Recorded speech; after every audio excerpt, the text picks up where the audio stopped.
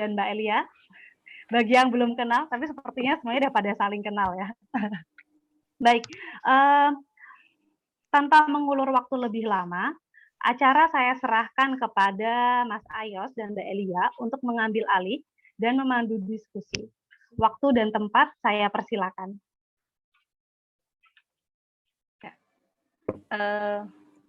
Aku dulu kali ya. Terima kasih sebelumnya buat Ladija atas perkenalannya. Terima kasih pada dua pembicara, Kak Pierre dan Kak Enrico. Dan juga terima kasih untuk teman-teman, rekan-rekan semua yang sudah meluangkan waktu hadir untuk mengikuti Zoom program dari Jogja Biennale Indonesia bersama Oceania. Jadi program ini diadakan sudah kedua kalinya setelah sebelumnya beberapa waktu lalu kami menggelar yang pertama sosialisasi forum sosialisasi Jogja Biennale. Yang kedua ini kami berangkat dari hasil saya dan Ayos sebagai kurator yang telah melakukan perjalanan singkat riset ke Ambon, lalu ke Jayapura, lalu ke Maumere, dan juga ke Kupang. Di sana kami bertemu dengan teman-teman pelaku seni, seni dan budaya, dan juga kolektif dan komunitas. Dua di antaranya adalah Kak Enrico dan juga Kak Pierre. Menurut kami juga penting ketika kami membicarakan Indonesia dan Oceania untuk mendengar langsung persoalan-persoalan dan juga dinamika seni dan budaya yang ada di beberapa wilayah di Indonesia yang biasanya mungkin tidak yang hanya kami dengar melalui media gitu. Untuk itu kami sangat berterima kasih atas ketersediaan Kak Pierre dan Kak Enrico. Berikutnya mungkin Mas Ayos bisa langsung mengambil alih sebelum kita ke bahan presentasi berikutnya. Terima kasih. Ya, terima kasih Mbak Elia. Jadi terima kasih juga teman-teman. Kalau dilihat dari peserta diskusi kita pada sore hari ini, secara geografis cukup beragam gitu. Dari pembicaranya, dari ada yang dari Jayapura, ada yang dari Ambon, terus pesertanya juga ada yang dari Aceh juga, ada yang dari Tubaba, dan sebagainya. Jadinya saya sangat senang bertemu dengan teman-teman pada sore hari ini. Forum-forum seperti ini akan kami adakan beberapa kali untuk mengantarkan kita ke Biennale Jogja pada tahun ini yang akan bekerja sama dengan Oceania. Fungsinya adalah untuk kemudian membuat kita membayangkan ulang tentang bagaimana hubungan-hubungan kebudayaan, hubungan-hubungan sosial antara apa yang ada di Indonesia dengan apa yang ada di Oceania, dan tentu saja melihatnya tidak dari sudut pandang yang jauh gitu ya, tapi dari sudut pandang dari dalam rumah kita sendiri gitu. Karena kami, saya dan Mbak Elia Nurvista meyakini bahwa di antara Indonesia dan Oceania kita berdua itu kedua kawasan ini itu berbagi jejak-jejak kebudayaan dan jejak-jejak kesenian yang mirip begitu. Jadinya kemudian kami berpikir forum-forum ini akan semakin mendekatkan kita dengan konteks Oceania begitu, karena sebagaimana yang kita pahami juga Oceania atau kawasan-kawasan negara di Pasifik itu agaknya jauh dari bayangan kolektif kita gitu ya, bayangan kolektif kebudayaan kita, karena kita sebagai Indonesia, kita sebagai negara Indonesia selama ini lebih banyak mengidentifikasi diri kita sendiri sebagai bagian dari Asia Tenggara begitu, menjadi bagian dari kawasan geopolitik Asia Tenggara, ketimbang kemudian kita mengidentifikasi diri sebagai bagian dari Pasifik atau Oceania, di mana sebetulnya kita juga berbagi kebudayaan, berbagi laut, berbagi wilayah, berbagi batas negara yang sama dengan mereka begitu. Jadinya forum-forum ini kami harapkan bisa mendekatkan pemahaman kita, imajinasi bersama kita tentang apa itu kebudayaan Oceania, apa yang kita bagi dengan mereka, terus permasalahan sosial yang terjadi di sini dan di Oceania itu juga mungkin punya garis merah yang sama begitu. Nah, pada sore hari ini kita kedatangan dua pembicara seperti yang tadi sudah dijelaskan oleh Mbak Ladija. Yang pertama ada Kak Pierre dan yang kedua ada Kak Enrico. Untuk pembicara pertama akan dibawakan oleh Kak Enrico. Selamat sore Kak Enrico. Selamat sore. Ya, sebelum Kak Enrico mempresentasikan materinya, saya perlu menjelaskan sedikit bahwasanya Kak Enrico ini adalah seorang kurator di Museum Loka Budaya Universitas Cendrawasih. Dia berlatar belakang sebagai seorang antropolog yang banyak melakukan penelitian mengenai kebudayaan-kebudayaan di masyarakat Papua begitu. Dan beliau sejauh yang saya kenal memiliki pengetahuan yang sangat mendalam tentang budaya material atau artefak-artefak kebudayaan dari masyarakat Papua. Dan melalui presentasinya sore hari ini kita coba cari tahu gitu apa sebetulnya yang menghubungkan antara kebudayaan di Papua dengan di Oseania begitu ya kira-kira. Kepada Kak Enrico kami persilakan. Baik, terima kasih Mas Ayos, juga beberapa teman yang tadi sudah membuka acara ini, Mbak Ladija. Terima kasih banyak atas kesempatan yang diberikan kepada saya. Ya, pertama-tama selamat sore dulu semua buat teman-teman yang sudah hadir dalam forum ini. Terima kasih. Seperti yang tadi telah disampaikan oleh Mas Ayos dan teman-teman, saya juga secara pribadi sangat mengucap syukur dan berterima kasih atas kesempatan ini, karena ini seperti mimpi yang ingin sekali sejak lama kita lakukan secara bersama di Papua. Ya, ketika kita bicara soal kebudayaan di Papua, itu memang kami selalu menjustifikasi diri kami adalah merupakan kelompok atau bagian dari masyarakat yang ada di Oseania. Karena hal ini tidak hanya berciri khas dari diri kami sendiri, dari warna fisik kami, tapi juga berhubungan dengan kebudayaan kami secara umum di Papua. Nah, oleh karena itu, terkait dengan TOR yang sudah disampaikan dan dikirimkan, saya coba sebagai seorang antropolog dan kurator, coba melihat bagaimana hubungan kami orang Papua, terutama yang berada di wilayah budaya Melanesia dengan saudara-saudara di Oseania, dalam hal ini Mikronesia dan Polinesia. Nah, dalam berbagai macam literatur, kesadaran kami akan kebersamaan kami dalam wilayah Oseania itu sebenarnya sudah terjadi sejak lama sekali, bahkan sebelum adanya konektivitas saat ini. Artinya seperti modernisasi melalui internet, telepon, dan sebagainya tuh, kesadaran kami bahwa kami itu ada 3 kelompok atau 3 saudara yang hidup dalam satu wilayah teritori laut yang besar yang disebut dengan wilayah Oseania atau Pasifik ini, itu sudah ada dalam budaya kami secara harfiah, itu sudah ada sejak dahulu, kami tahu hal itu sebelum adanya konektivitas modernisasi saat seperti sekarang ini. Artinya dengan ruang-ruang yang terbuka itu kita menjadi tahu bahwa apa yang selama ini kita pikirkan itu adalah memang benar bahwa kita memiliki hubungan. Nah, hubungan itu kalau sebagai seorang antropolog, terutama yang bekerja di museum, maka saya dapat mengkategorikan dia menjadi 2, yaitu yang memiliki korelasi dengan benda-benda atau kebudayaan yang bersifat non-material dan kebudayaan bersifat material.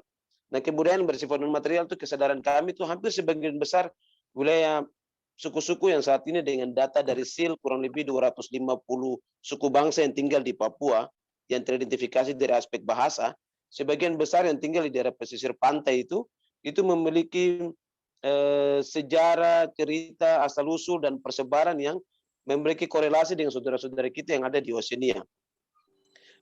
Kemudian selain hubungan sejarah itu, dia juga karena berhubungan dengan sejarah persebaran itu akhirnya memiliki korelasi dengan religi atau kepercayaan. Nah, kepercayaan tradisi itu juga dibuktikan dengan hasil temuan-temuan arkeologis yang ditemukan di tanah Papua, mulai dari daerah Raja Ampat, Kaimana, sampai dengan di Jayapura, di kota Jayapura, seperti misalnya lukisan dinding batu goa, kemudian ada patung-patung batu yang memiliki ciri khas Polinesia dan Mikronesia. Nah, seperti hal-hal itu yang banyak ditemukan oleh teman-teman di arkeologi, itu merupakan bagian dari kepercayaan yang menjustifikasi kami bahwa kami percaya bahwa kami itu memiliki sejarah yang sama. Kemudian dari aspek itu sendiri, kita juga meyakini bahwa kami memiliki kesamaan terutama dalam aspek makanan kuliner. Jauh sebelum masuknya beras 1969-70-an ke Papua, itu kami punya makanan kuliner atau makanan tradisional itu adalah yang paling utama itu adalah sagu, dan yang kedua itu adalah umbi-umbian termasuk juga dengan sukun. Nah, ini banyak dikonsumsi termasuk kelapa itu sebagai makanan-makanan pokok yang banyak dikonsumsi oleh orang Papua baik yang tinggal di daerah pesisir maupun di daerah-daerah perbatasan. Nah, berhubungan dengan sejarah tadi, beberapa wilayah yang berbatasan langsung dengan negara tetangga kita, misalnya Papua Nugini seperti orang di daerah Skou, kemudian di Marin, di Merauke, dan Bovendigul, Pegunungan Bintang, itu mereka sendiri memiliki hubungan cerita asal-usul yang mengkoneksikan mereka dengan saudara-saudara mereka di sebelah. Di Marin misalnya, orang Marin di Merauke itu ada satu jenis minuman yang terkenal sekali yang mereka biasa pakai dalam upacara ritual adat yang mereka sebut dengan wati. Wati itu di daerah Pasifik itu sebagian mengenalnya dengan kava. Nah, ini adalah beberapa makanan dan juga beberapa hubungan non material yang ada dimiliki oleh orang Papua, tetapi juga dengan saudara-saudara di Oseania, terutama Mikronesia dan Polinesia. Nah, yang kedua yang paling nyata sekali wujudnya bisa kita lihat kemiripan kebudayaan itu ada pada benda-benda kebudayaan material, dan itu banyak sekali dimiliki oleh kami di koleksi di Museum Lokabudayaan Cendrawasih, tapi juga di Museum Provinsi Papua. Nah, koleksi-koleksi yang pertama sekali kita lihat memiliki hubungan dengan saudara-saudara kita di Oseania itu adalah misalnya berhubungan dengan peralatan rumah tangga. Yang pertama itu pakaian. Secara tradisi kami di Papua itu ada dua jenis. Yang pertama itu adalah pakaian yang terbuat dari kulit kayu, dan yang kedua itu adalah pakaian yang terbuat dari daun sagu. Nah, pakaian yang terbuat dari kulit kayu ini secara lokal itu kami mengenalnya terutama dari daerah Sentani, tapi hampir seluruh Papua itu di daerah Sentani mereka menyebutnya kombo. Nah, saya sendiri melakukan riset tahun 2015 dengan teman-teman di Balai Pelestarian Nilai Budaya, lalu meminta komunikasi dengan teman-teman di biologi. Ternyata pohon yang digunakan, bahan dasar yang digunakan untuk membuat pakaian kombo yang digunakan sebagai alat sebagai pakaian itu adalah berasal dari pohon beringin, sejenis pohon beringin dengan nama Latin Ficus bulbosa blume. Nah, yang membedakan kita dengan Kak Enrico? Ya, halo. Ya, maaf, ini kan Kak Enrico sedang menjelaskan tentang budaya material. Apakah kita perlu memulai untuk sharing presentasi Kak Enrico? Ya, slide-nya. Saya pikir itu lebih baik biar teman-teman bisa lihat ya. Ya, saya minta Ladija untuk ini ya, share screen materinya Kak Enrico. Biar teman-teman bisa lihat ya. Ya, teman-teman bisa ini membayangkan seperti apa tuh bentuknya. Itu bentuknya, iya. Iya. Ya. Ya, silakan. Oke, baik. Sebentar saya siapkan terlebih dahulu share screen-nya. Mungkin bisa tampil di apa? Jelaskan. Lanjutkan dulu ya. Baik, iya. Jadi pakaian perbedaan antara secara umum akhirnya kebudayaan menggunakan pakaian itu di Pasifik itu Oseania kami sebut dengan tapa kultur. Tetapi di wilayah terutama di wilayah yang biasa disebut dengan wilayah Tabi, yaitu dari daerah Sarmi sampai dengan Jayapura, itulah yang biasanya ditemukan ada lukisan, ada motif-motif ornamen yang dilukis di atas kulit kayu itu sendiri. Sedangkan wilayah lain misalnya di daerah Teluk Cendrawasih, di daerah Raja Ampat, di Kaimana, di Fakfak, itu jauh sebelum masuknya kain yang mendapat pengaruh dari saudara-saudara terutama di Maluku dan Ternate, itu mereka juga menggunakan kulit kayu, tapi mereka tidak melukis di atasnya, tidak ada tanpa corak. Nah, ini yang merupakan koleksi dengan teman-teman di daerah Oseania, terutama karena ada lukisan di dalamnya.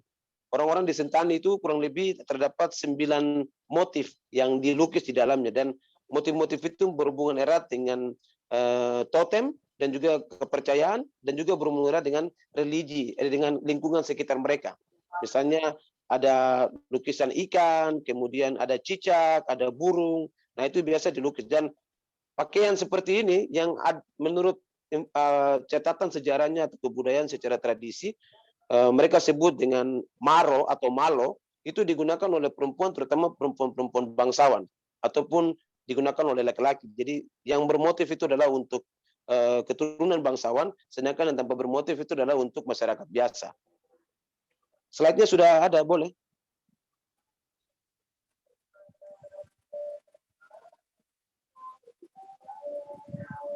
Ya, halo Mas Ayos. Ya, apa namanya, sedang disiapkan oleh Mbak Ladija. Kalau gitu saya lanjut. Ya. Jadi selain kulit kayu, kita juga punya konektivitas dengan benda-benda yang tidak ditemukan di wilayah budaya lain, yaitu adalah piring makan, Mas Ayos. Jadi mereka menciptakan piring makan itu terbuat, filosofinya itu piring makan itu dia mengidentifikasikan bentuknya seperti penyu, seperti turtle itu, simbol totem itu. Jadi penyu itu karena sebagai sumber dipercaya sebagai lambang kesuburan, fertility, sehingga model piring makannya itu juga dibuat berbentuk seperti penyu. Karena di situ nanti kan tempat untuk makanan penyu ini kan lambang umur panjang, lambang ibu atau seorang perempuan, karena jumlah daripada penyu itu ketika bertelur, telurnya begitu banyak sehingga digunakan sebagai simbol fertility atau kesuburan. Jadi makanan itu diisi di dalam tempat berbentuk penyu, walaupun cangkang penyu itu, jadi walaupun dia kecil tapi dapat menampung begitu banyak barang, sehingga itu filosofi bahwa tempat itu digunakan untuk makan bersama-sama. Jarang sekali satu piring makan itu kita makan sendiri-sendiri, tapi piring makan itu untuk makan secara bersama-sama. Nah, kemudian peralatan rumah tangga lain yang memiliki kemiripan itu adalah jaring. Nah, jaring itu sendiri terbuat dari bahan terutama dari kulit kayu yang dianyam menjadi pintal sampai menjadi sebuah benang, lalu dibuat sebagai alat untuk menangkap ikan. Ya, ini karena berhubungan erat dengan hampir wilayah Oseania kita, yaitu kita berada di pesisir pantai. Jadi kemampuan untuk pembuatan jaring dan sebagainya itu sangat baik sekali dalam pengetahuan yang dimiliki. Dan kemiripan jaring, piring makan, tapi juga pakaian kulit kayu itu, ketika kita lihat itu dengan saudara-saudara kita yang ada di Oseania, itu seperti angka 11 dan angka 12. Mirip sekali. Dan hanya dari kami saja yang bisa mengerti di mana dia punya perbedaan-perbedaannya. Misalnya, untuk di lukisan kulit kayu, kalau di pohon kombo itu sendiri, itu masyarakatnya ketebalannya tebal. Saya pernah mendapatkan teman saya dari Sydney Museum, Profesor Yvonne menyumbang satu koleksi dari New Zealand, itu bahannya lebih tipis bahannya. Kemudian motif-motif yang digambar juga itu bersifat abstrak atau dua dimensi, sehingga dari situ saya bisa melihat bahwa motif yang digunakan juga tidak jauh berbeda dengan yang ada di daerah Sentani. Kemudian bisa kasih next gambarnya kan? Ya, itu dia. Kembali yang ke sebelumnya, yang benda-benda peralatan. Ya, jadi teman-teman bisa lihat di situ yang gambar yang pertama itu kulit kayu itu combo itu. Nah, ini yang disebut dengan kulit kayu combo. Itu pada awalnya dulunya digunakan sebagai pakaian. Namun saat sekarang ini ketika pakaian itu sudah kita gunakan pakaian modern, maka ini sekarang digunakan sebagai aksesoris atau hiasan di dalam rumah. Dan ini sebagai simbol identitas, ketika orang melihat, orang tahu bahwa budaya ini adalah berasal dari wilayah Papua, terutama khususnya dari Sentani. Nah, ini jenis piring makan yang seperti saya jelaskan tadi, itu ada salah satu contoh piring makan dari Asmat. Di Papua itu ada piring makan dari Asmat dan Sentani, dan Biak, yang berada di daerah, dan ketiganya berada di daerah pesisir. Kemudian ada satu itu dari Trobriand Island itu. Itu juga ada merupakan koleksi di kami di Museum Loka Budaya. Bisa next. Selain benda-benda peralatan rumah tangga, kebudayaan Oseania juga tuh nampak sekali dalam alat-alat transportasi. Salah satu ciri khas yang kami meyakini bahwa kami tidak bisa terbentahkan atau terputuskan itu adalah dari perahu. Jenis perahu yang kami gunakan ini perahu yang tidak bisa kita ketemukan di daerah di luar daripada wilayah Oseania.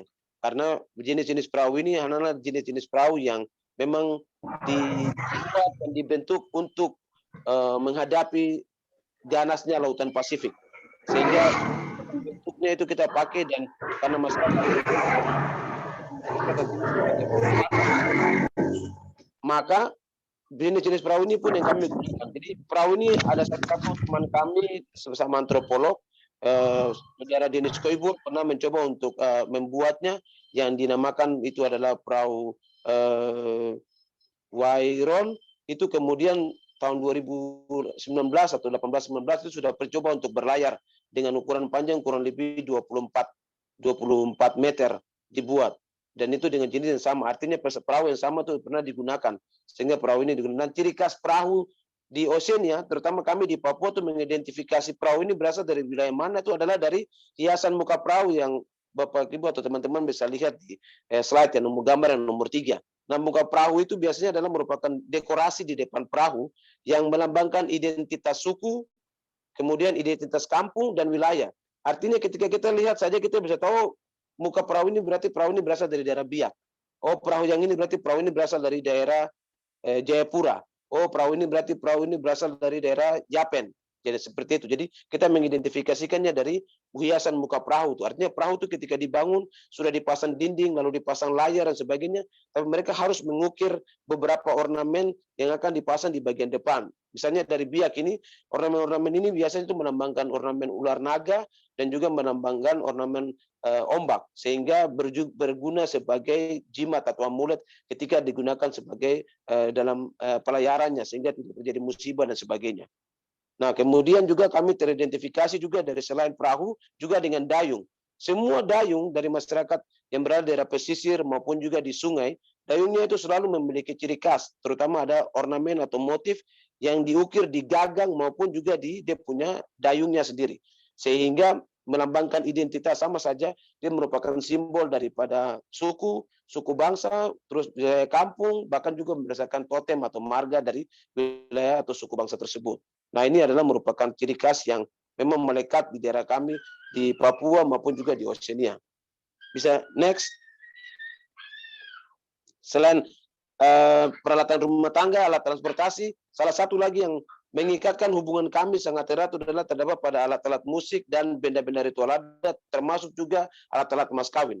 Alat musik yang paling terkenal yang hampir digunakan di saudara-saudara kita di Papua, termasuk juga di Pasifik, itu adalah triton, atau mereka bilang tombura, itu yang satu alat musik yang terbuat dari kulit kerang itu, kulit seafood itu digunakan. Nah, ini adalah merupakan simbol tidak hanya alat musik, tapi juga sebagai tanda mara bahaya, tanda kedatangan. Simbol-simbol ini orang Biak terutama ketika berlayar menggunakan dengan perahu, ketika mengunjungi satu kampung, dia sudah kasih bunyi duluan dan tanda ini dengan triton. Nah, alat musik yang berikut itu adalah yang kami sebut dengan kelambut. Alat musik ini unik sekali karena dia mirip seperti lesung di daerah Jawa yang dipakai untuk menokok untuk padi, tapi di kami itu digunakan sebagai alat musik. Jadi cara pukulnya itu mereka tidak pukul di dalam lubangnya, tapi pukul di ujung bagian kiri dan kanan. Jadi ketika lagunya dibunyi dipukul, dan itu hanya terdapat di wilayah Jayapura saja, terutama di Sentani, di Port Numbay sini, di kota Jayapura dan juga daerah Depapre. Untuk wilayah lain tidak mengenal kebudayaan ini. Nah, inilah yang menjadi hubungan erat antara saudara-saudara terutama yang tinggal di daerah perbatasan. Nah, kemudian selain alat-alat musik juga alat-alat mas kawin. Bisa next kan? Alat-alat musik juga alat-alat mas kawin dan sebagainya itu kami sangat berkaitan erat sekali dengan itu, terutama ada manik-manik yang digunakan, kemudian alat bayar mas kawin seperti menggunakan babi sebagai alat bayar mas kawin, atau kulit penyu sebagai alat bayar mas kawin sebelum masuknya pengaruh dari luar, termasuk juga gelang-gelang yang terbuat dari kerang itu digunakan sebagai alat bayar mas kawin pada masa lalu. Nah, kemudian semua benda-benda itu memang sangat erat sekali ketika kami sendiri di dalam antropologi ketika memetakan gaya seni Papua, tapi juga menggunakan konsep kebudayaan yang bisa menghubungkan kekerabatan kami di sesama kami orang Papua maupun juga saudara-saudara yang ada di Pasifik, itu kita menggunakan beberapa konsep. Salah satunya adalah konsep dalam kebudayaan benda-benda kebudayaan material ini. Itulah kenapa para ahli-ahli sebelumnya berani memberikan menyatakan konsep bahwa kami memiliki korelasi hubungan dengan saudara-saudara di Oceania yang tidak bisa diputuskan, adalah itu terkait dengan benda-benda kebudayaan material, baik itu benda-benda kebudayaan yang berhubungan dengan peralatan hidup, kemudian alat makan, kemudian busana, kemudian alat musik, benda ritual adat seperti patung dan sebagainya, termasuk juga dengan alat-alat penangkapan ikan. Itu semua adalah merupakan koneksi yang menghubungkan kami, karena hanya mungkin perbedaannya terletak dari ukuran, size, tapi dari ornamen, motif, kemudian model dan bentuk itu seperti angka 11 dan 12, artinya memiliki kemiripan sekali. Nah,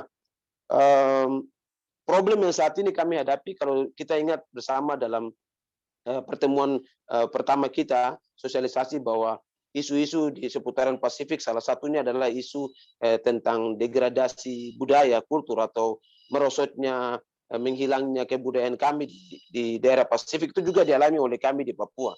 Karena kita tahu bersama bahwa kebudayaan itu dia bersifat dinamis, sehingga ketika ada masuknya pengaruh dari luar sangat cepat sekali mempengaruhi unsur-unsur kebudayaan yang ada di tanah Papua dari semua suku-suku, terutama dari 250 suku yang sudah teridentifikasi ini.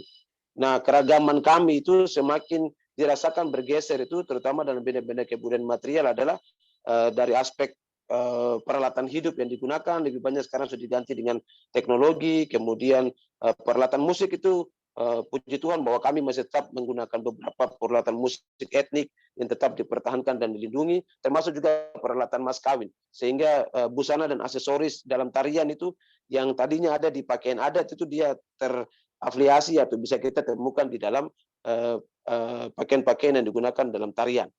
Nah, oleh karena itu problem yang sama itu yang sedang dihadapi sekarang. Itulah kenapa sebagai seorang antropolog dan kurator kami bekerja sama dengan berbagai macam lembaga dan institusi. Salah satunya itu adalah Balai Pelestarian Nilai Budaya Papua dan juga Balai Arkeologi, untuk bagaimana bekerja sama untuk melestarikannya dengan melakukan riset-riset, kajian-kajian, pembuatan video dokumenter, yang kami berharap bahwa dengan melakukan kajian, dengan melakukan perekaman video dokumenter terhadap benda-benda kebudayaan material Papua, itu akhirnya akan menjadi suatu informasi berharga bagi generasi kami seterusnya, untuk mereka akhirnya bisa membuat di dalam yang namanya rekonstruksi budaya, sehingga kami bisa tetap melindungi. Kami tahu bahwa kelemahan kami di Papua adalah kami tidak memiliki kebudayaan untuk menulis sejak dahulu. Yang ada itu adalah oral kultur, sehingga sebuah informasi kebudayaan itu selalu diturunkan dari generasi ke generasi melalui pengetahuan, melalui penunjukan secara langsung maupun proses belajar, sehingga dengan melakukan proses-proses perekaman modernisasi saat ini itu sangat membantu sekali untuk bagaimana merekonstruksi dan menjaga pelestarian dari kebudayaan kami. Dan beberapa informasi kegiatan-kegiatan yang pernah dilakukan oleh teman-teman antropologi di luar, misalnya di Fiji, kemudian di New Zealand, mereka selalu menyampaikan bahwa kebudayaan yang masih bisa dilihat secara lengkap itu ada di Papua. Nah, ini yang menjadi tugas utama kami adalah bagaimana untuk menjaga melestarikan kebudayaan Papua tersebut. Dan untuk itu kami juga memerlukan ruang untuk bagaimana sama-sama mempersatukan untuk menjustifikasi diri kami dengan saudara-saudara yang ada di Oceania, terutama Mikronesia dan Polinesia.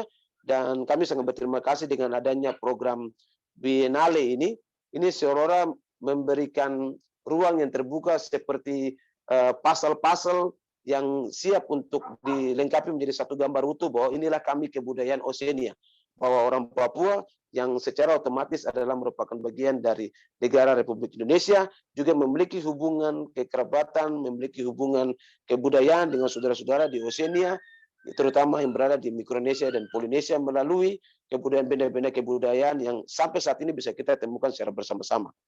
Nah, mungkin itu sedikit penyampaian daripada saya terkait dengan hubungan Papua, terutama dalam kebudayaan Oceania secara umum, yang dapat kita lihat di dalam benda-benda kebudayaan material maupun juga non material. Mungkin itu sedikit dari saya, Mas Ayos. Terima kasih. Kalau ada pertanyaan yang disampaikan, kami siap untuk diskusi. Terima kasih. Ya, terima kasih Kak Enrico. Dan tadi kalau teman-teman lihat di slide terakhir begitu ya, itu ada cover buku yang sedang direncanakan, sedang ditulis, dan semoga dalam waktu dekat bisa diterbitkan ya Kak Enrico ya. Siap, benar. Mungkin bisa cerita dikit tuh tentang buku itu Kak Enrico.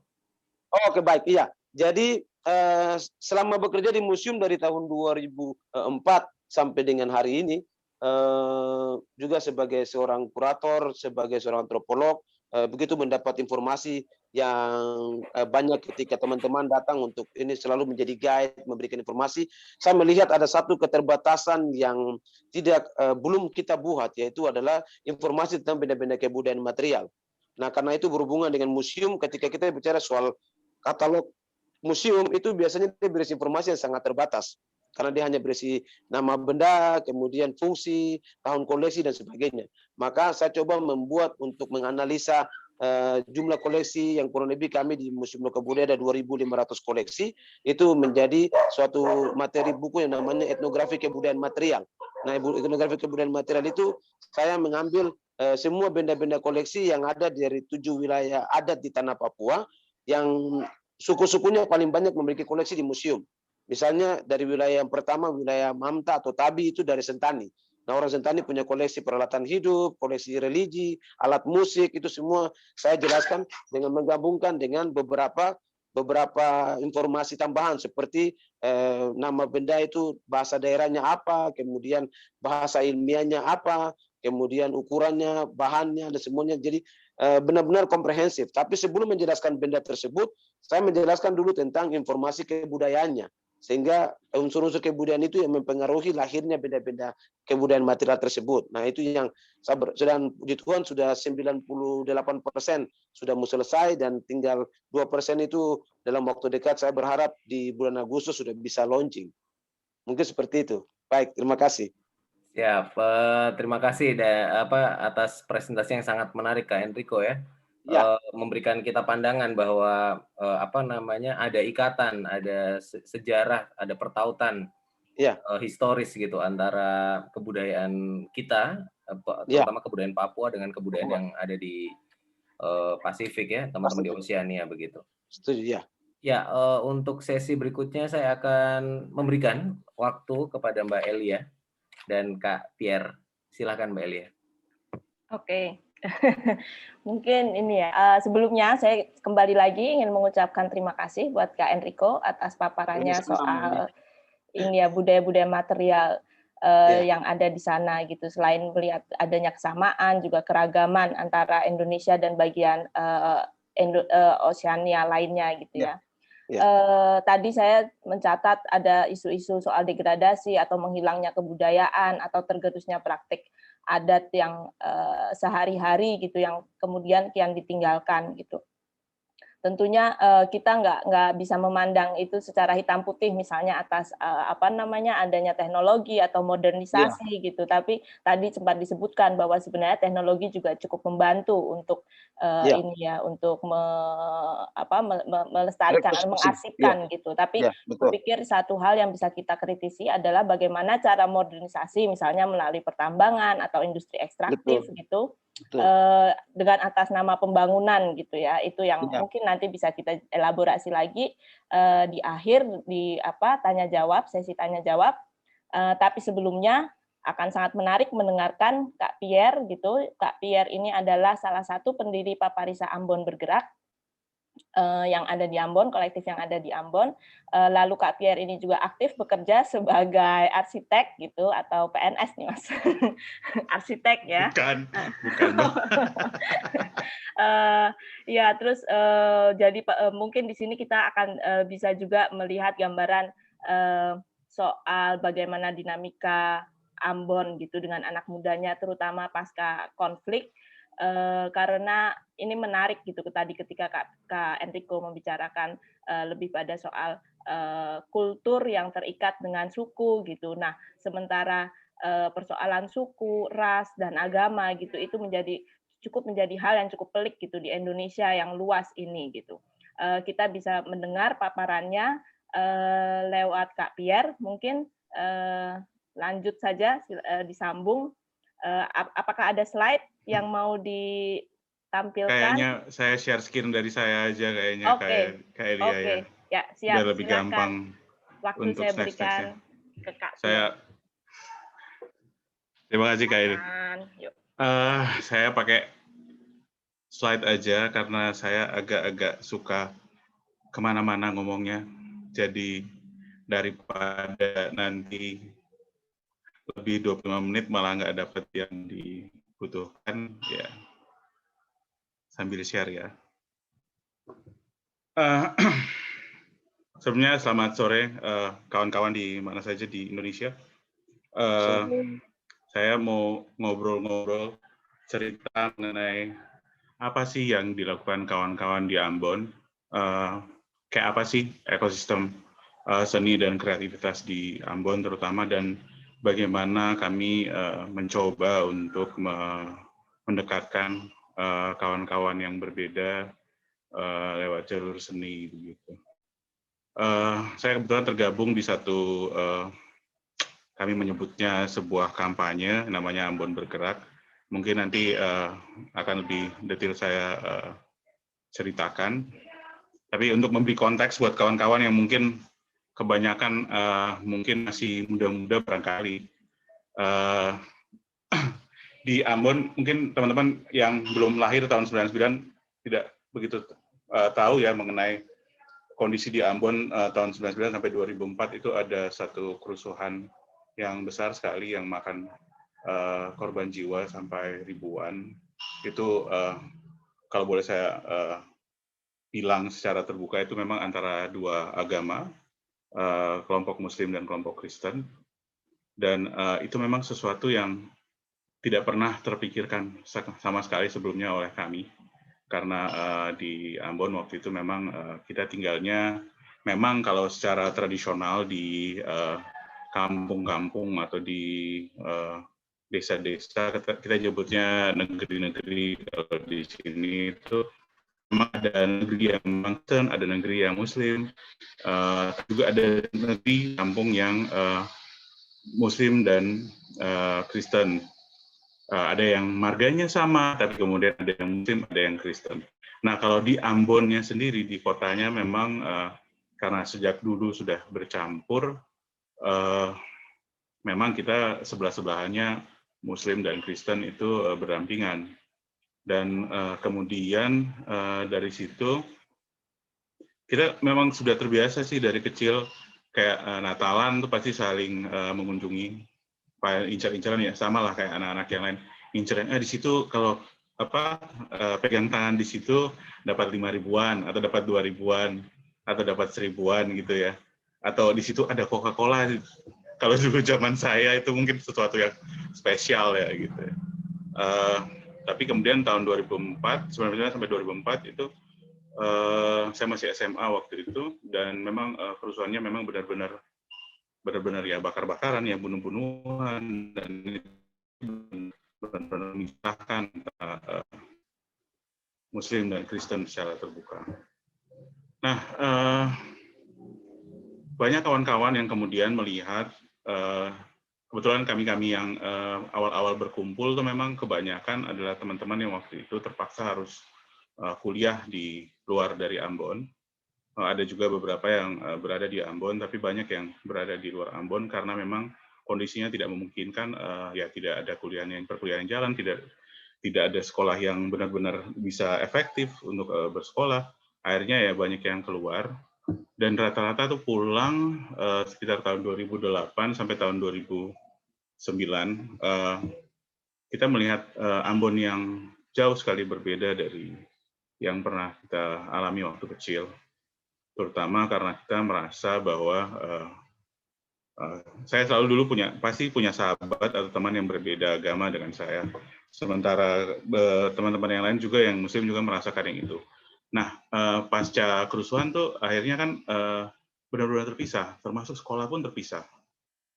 Jadi yang Muslim ya pasti sekolahnya sama Muslim, yang Kristen ya sekolahannya pasti Kristen. Ada anekdot yang dulu bilang kayak misalnya ada satu daerah di Muslim misalnya yang kalau dia turun ke kota yang daerah Kristen, dia lihat anjing nanti dikiranya kambing. Di daerah Muslim sama sekali tidak ada anjing misalnya, kayak begitu. Nah itu berangkat dari keresahan-keresahan itu sih. Teman-teman kemudian merasa bahwa wah kalau cuma teman-teman kumpulnya misalnya di terutama kalau kuliah ya mungkin baru bisa pada ngumpul karena kampus hanya beberapa, dan kemudian kalau tidak, kalau misalnya berinteraksi di pasar atau itu mungkin baru bisa saling ketemu di antara Muslim dan Kristen pada saat itu ya. Nah, ada kekhawatiran dari teman-teman juga bahwa ternyata dengan kondisi kayak gini nih, mereka tidak memiliki keberagaman yang dulu kita juga tidak memiliki kenangan-kenangan yang dulu kita dapatkan gitu.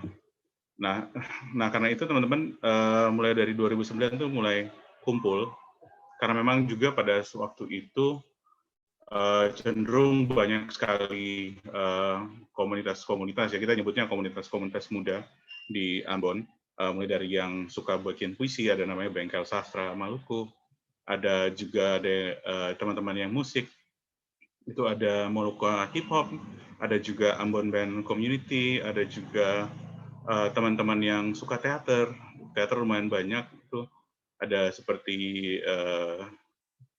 Bengkel Sastra Batu Karang atau komunitas Embun. Juga ada kawan-kawan yang memang bergeraknya di bidang literasi, mulai dari literasi sastra sampai literasi di blogger ya, blogger dan kemudian sejenisnya. Nah, kita lihat sebenarnya sih dengan menggunakan media-media ini sih, dengan cara-cara yang ini, dengan menggunakan minat dan interest kawan-kawan ini, sebenarnya kita bisa kemudian mengumpulkan kawan-kawan untuk melakukan sesuatu secara bersama-sama. Nah, itu tahun 2009 kita mulai ngumpul-ngumpul, mulai bikin kegiatan bareng-bareng. Kita namakannya tuh Ambon Bergerak. Kalau tadi saya disebutkan itu dari Paparisa Ambon Bergerak, itu sebenarnya Paparisa itu nanti ada rumah yang kita buat bersama-sama. Jadi dari Paparisa Ambon Bergerak.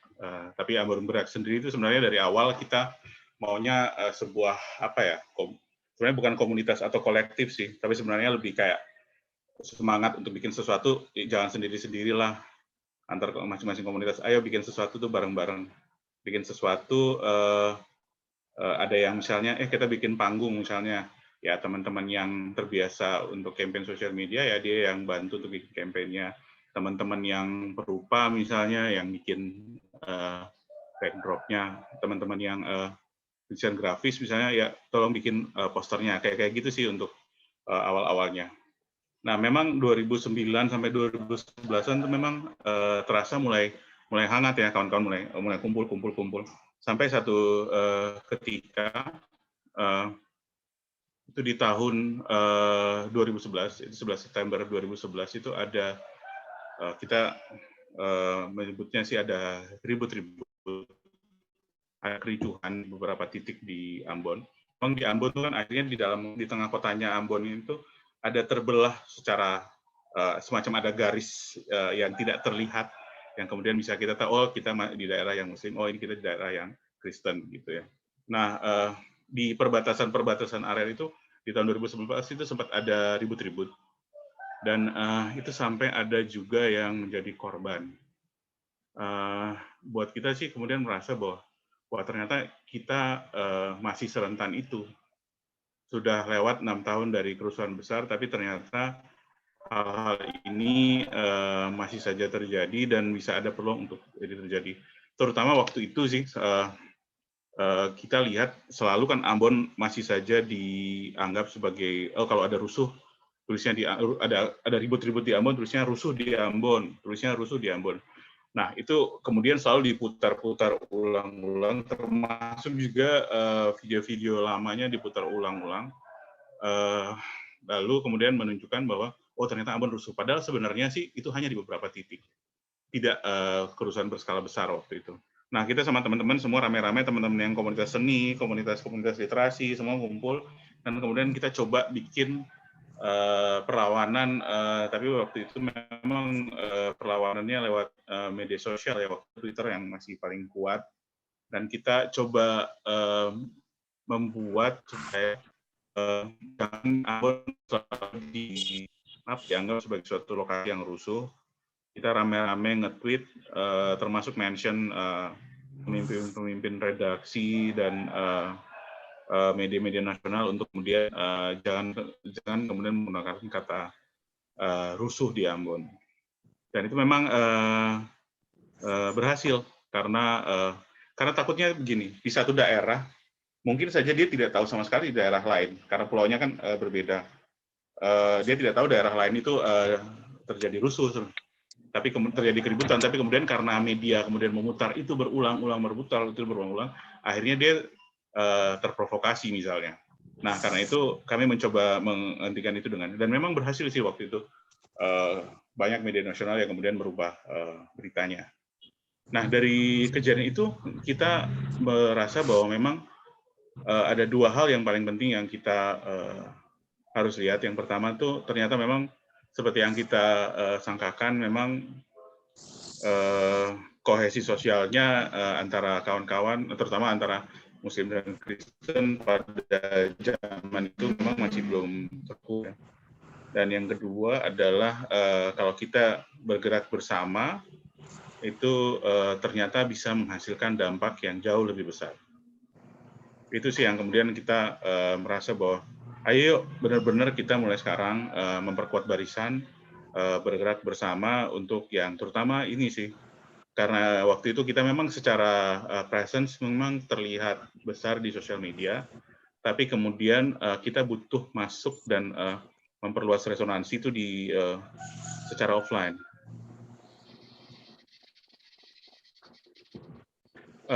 Memang waktu itu menggunakan membuat kampanye, terutama kampanye sosial media untuk membangkitkan awareness tentang Maluku.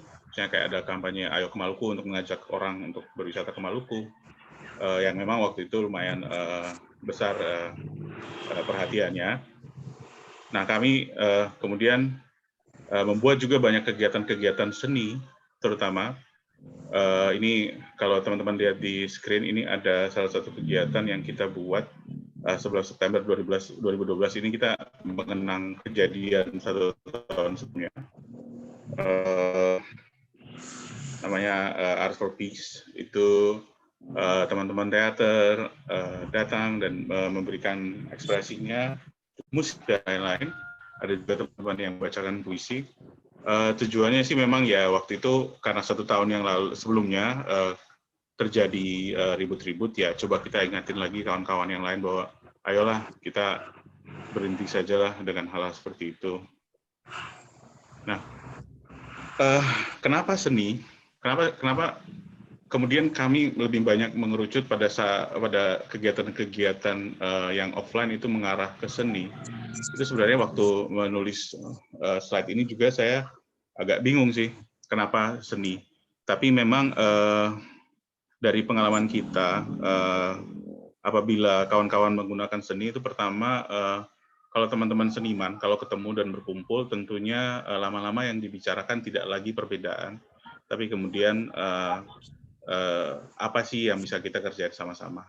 Kita berbagi apa yang misalnya kayak melukis dengan puisi, misalnya, terus yang dipikirkan kemudian kalau duduk nongkrong bareng kan yang dipikirkan adalah kemudian gimana kalau kita bikin project bareng. Saya visualisasikan puisi kamu misalnya. Nah itu kenapa salah satu alasan kenapa kita menggunakan seni. Dan kedua tentu ya seni akan dapat menarik perhatian jauh lebih kuat buat orang yang lebih banyak, ya audiens yang lebih luas ya.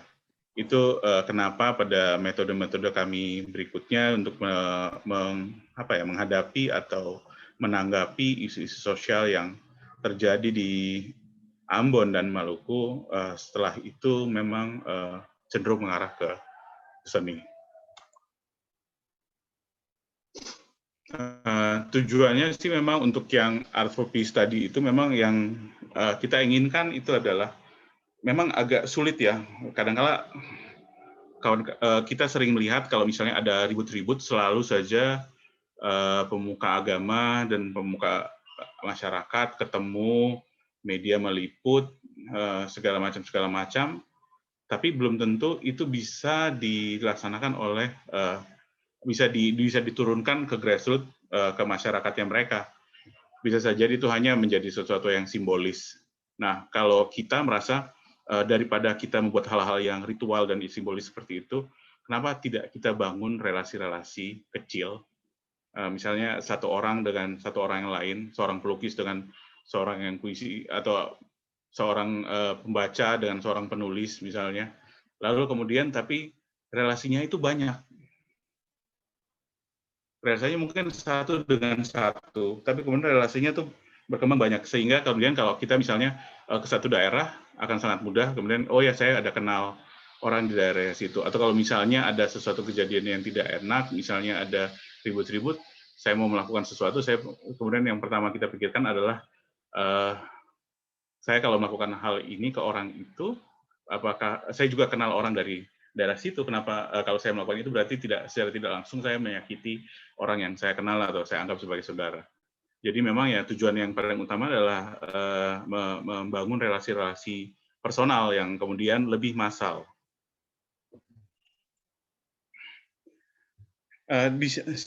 Selain itu kami juga merasa bahwa kita harus punya satu semacam kita sebutnya melting pot ya, sebuah tempat kumpul, tempat untuk berjumpa, untuk kemudian teman-teman yang selain teman-teman yang berkesenian kemudian mengekspresikan seninya, tapi juga kawan-kawan yang lain itu bisa ngobrol-ngobrol, bisa ketemu, bisa bersilaturahmi lah gitu. Kami membuat acara namanya trotoar. Trotoar ini memang kami bikin di pinggir jalan, ya, trotoar dan seni jadi trotoar. Nah, waktu itu sih memang teman-teman sekedar modal nekat saja, mencoba, ayo kita bikin panggung sendiri aja, sekaligus ya biar kita kumpul, ketemu, saling bertukar sapa, saling bertukar ekspresi mengenai hal-hal yang sedang mereka kerjakan. Nah, lalu kemudian trotoar, dan kemudian ternyata trotoar ini sedikit banyak sampai beberapa tahun ke depannya tuh menjadi semacam tempat kumpul semua pelaku seni di Ambon.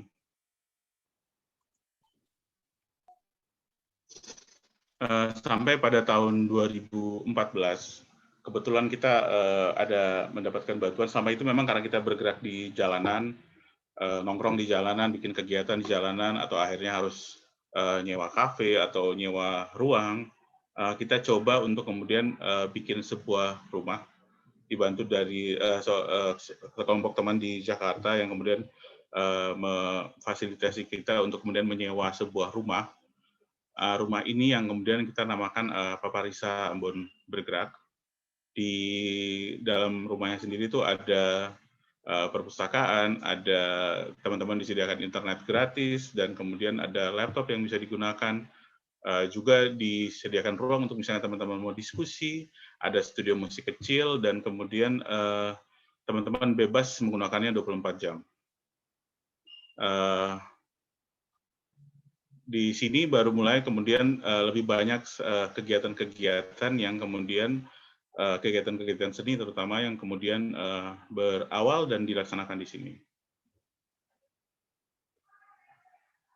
Di masing-masing masing-masing seni, skena masing-masing biasanya punya kegiatan masing-masing. Kalau di teman-teman puisi punya ada namanya konspirasi puisi. Nah, kalau di konspirasi puisi ini biasanya sih teman-teman memang mencoba menangkap apa yang ada di sekitar. Misalnya ada konspirasi puisi yang bicara mengenai fashion dan warna-warni kota, atau bicara mengenai pasar dengan tema bau, bising, dan transaksi misalnya. Atau juga kadangkala mencoba memberikan puisi dengan cara-cara yang berbeda. Misalnya ada satu kegiatan konspirasi puisi yang kemudian berjudul Puisi Buta, di mana semua penonton, semua penonton datang dan kemudian menggunakan tutup mata, lalu secara spontan beberapa penyair kemudian membacakan puisinya, tapi sewaktu puisinya dibacakan, dibunyikan bunyi-bunyi yang berbeda dan diberikan aroma-aroma yang berbeda sesuai tematik puisi yang sedang dibacakan. Ini biasanya diorganisir oleh kawan-kawan Bengkel Sastra Maluku.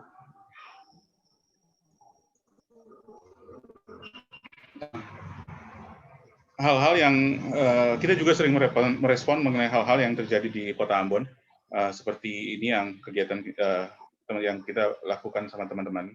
Ini namanya Poetry Hunt atau berburu puisi. Ini berangkat dari kegamangan kita bahwa dulu di Ambon itu nama-nama tempat itu biasanya dikenal misalnya Kampung Arab atau Waititar, atau itu adalah biasanya ada lokasi-lokasi yang memiliki nama-nama sendiri. Tapi kemudian karena penyeragaman nama-nama jalan yang kemudian semuanya menggunakan nama-nama pahlawan, nah nama-nama itu kemudian dilupakan oleh generasi yang lebih muda. Karena itu kami membuat semacam berburu puisi. Jadi ini adalah kolaborasi antara teman-teman puisi dengan teman-teman pelukis. Teman-teman pelukis memvisualisasikan puisi yang kemudian puisi itu akan memberikan clue untuk lokasi lukisan berikutnya. Jadi semacam scavenger hunt lah, tapi dalam bentuk puisi. Sekitar waktu itu ada sekitar 6 atau 7 lokasi.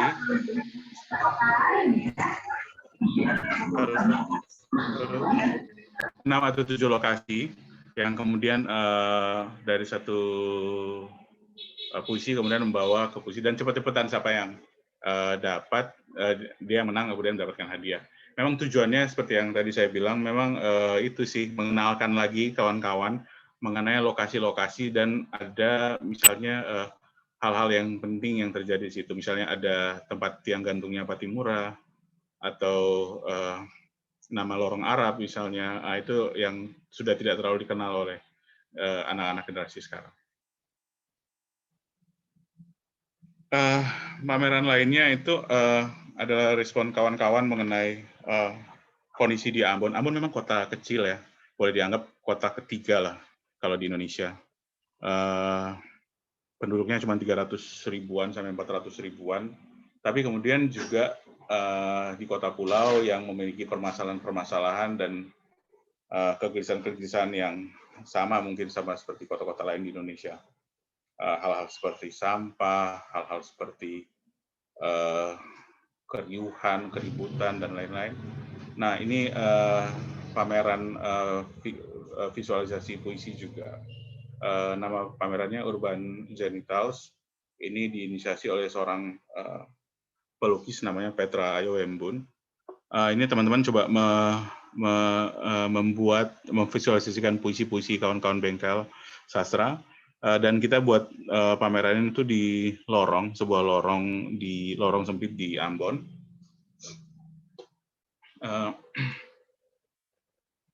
Ini beberapa, saya tampilkan beberapa karya-karya kawan-kawan. Ada keluhan-keluhan mengenai agama misalnya, mengenai gereja sebagai tempat pamer belahan, tapi kemudian orang lebih penting ke gereja dan bergaya daripada peduli dengan sesama misalnya, atau bagaimana agama yang kemudian juga sedikit banyak kemudian ada yang kemudian menggunakannya untuk saling membunuh misalnya. Atau ekspresi-ekspresi yang ada juga seperti mengenai sampah, atau kota Ambon kok bisa dapat adipura, tapi pada waktu hujan ternyata ya kota yang dibersihkan kan seperti itu. Sebenarnya cuma disembunyikan saja sampah-sampahnya, tapi kemudian waktu hujan dan lain-lain, waktu air meluap ya sampah-sampahnya keluar. Ini kemudian ada, ini tahun 2017 kalau saya tidak salah ingat. Ini berangkat dari kegelisahan kawan-kawan juga mengenai yang tadi saya bilang, di Ambon tuh terpisah memang secara teritorial ya. Memang tidak ada batasan terlihat yang kemudian ada pagar atau apa, tapi kemudian kita tahu bahwa ini daerah Muslim atau ini daerah Kristen, dan cenderung kita akan memilih, terutama kita ya yang mengalami masa kerusuhan itu, dan terutama orang-orang tua kita yang kemudian melarang anak-anaknya untuk kemudian tidak ke daerah Muslim atau ke daerah Kristen tergantung dari agamanya dia. Nah, padahal sebenarnya kita selalu merasa bahwa batasan-batasan itu tuh sebenarnya cuman adalah batasan-batasan di di dalam pikiran kita sebenarnya. Nah, kita membuat kegiatannya Ambon Art Walk. Jadi kita ingin kawan-kawan yang biasanya hanya tidak pernah mengunjungi satu daerah yang berbeda dengan dia, untuk berjalan kaki mengelilingi kota Ambon ke titik-titik yang kemudian tidak pernah dia singgahi sebelumnya atau berlama-lama Nah, di sini kami membuat ada 5 mural, masing-masing dengan tema yang berbeda, dengan perupa yang berbeda. Dan kita minta peserta kemudian pengunjung yang mengikuti kegiatan untuk kemudian secara berkelompok pergi ke mengikuti rute perjalanan itu, dan kami coba menyatukan antara di dalam satu kelompok itu harus ada yang Muslim, ada yang Kristen. Misalnya ini kalau yang teman-teman lihat yang ada tangan-tangannya ini adalah di mural pertama itu teman-teman diminta untuk berinteraksi dengan muralnya. Di mural yang pertama itu teman-teman diminta untuk kemudian menulis nama teman lama mereka, teman masa kecil mereka yang sekarang mungkin sudah terpisah karena kerusuhan dan tidak pernah tahu lagi di mana atau tidak pernah lagi kontak-kontakan lagi. Kemudian ada juga di mural yang lainnya yang bicara mengenai chaos, misalnya itu sebuah mural, tapi mural doodle yang kemudian teman-teman berpose. Dulu kalau di zaman kerusuhan itu kalau ada orang memukul tiang listrik itu berarti kita tahu ada sesuatu, berarti ada kerusuhan, ada kericuhan seperti itu. Nah, di mural itu teman-teman peserta diminta untuk kemudian berfoto seolah-olah sedang memukul tiang listrik yang kemudian mengakibatkan kerusuhan.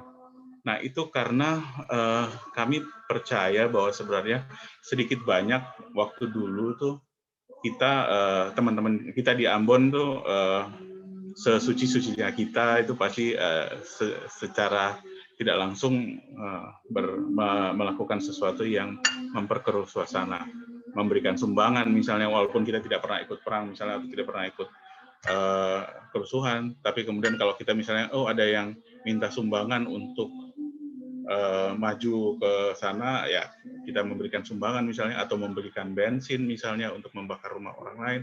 Nah, itu hal-hal yang kemudian saya merasa teman-teman harus menjalani refleksi itu, dan kemudian di mural berikutnya mereka harus memaafkan diri mereka sendiri, dan di mural terakhir itu ada di titik nol kota Ambon, dan itu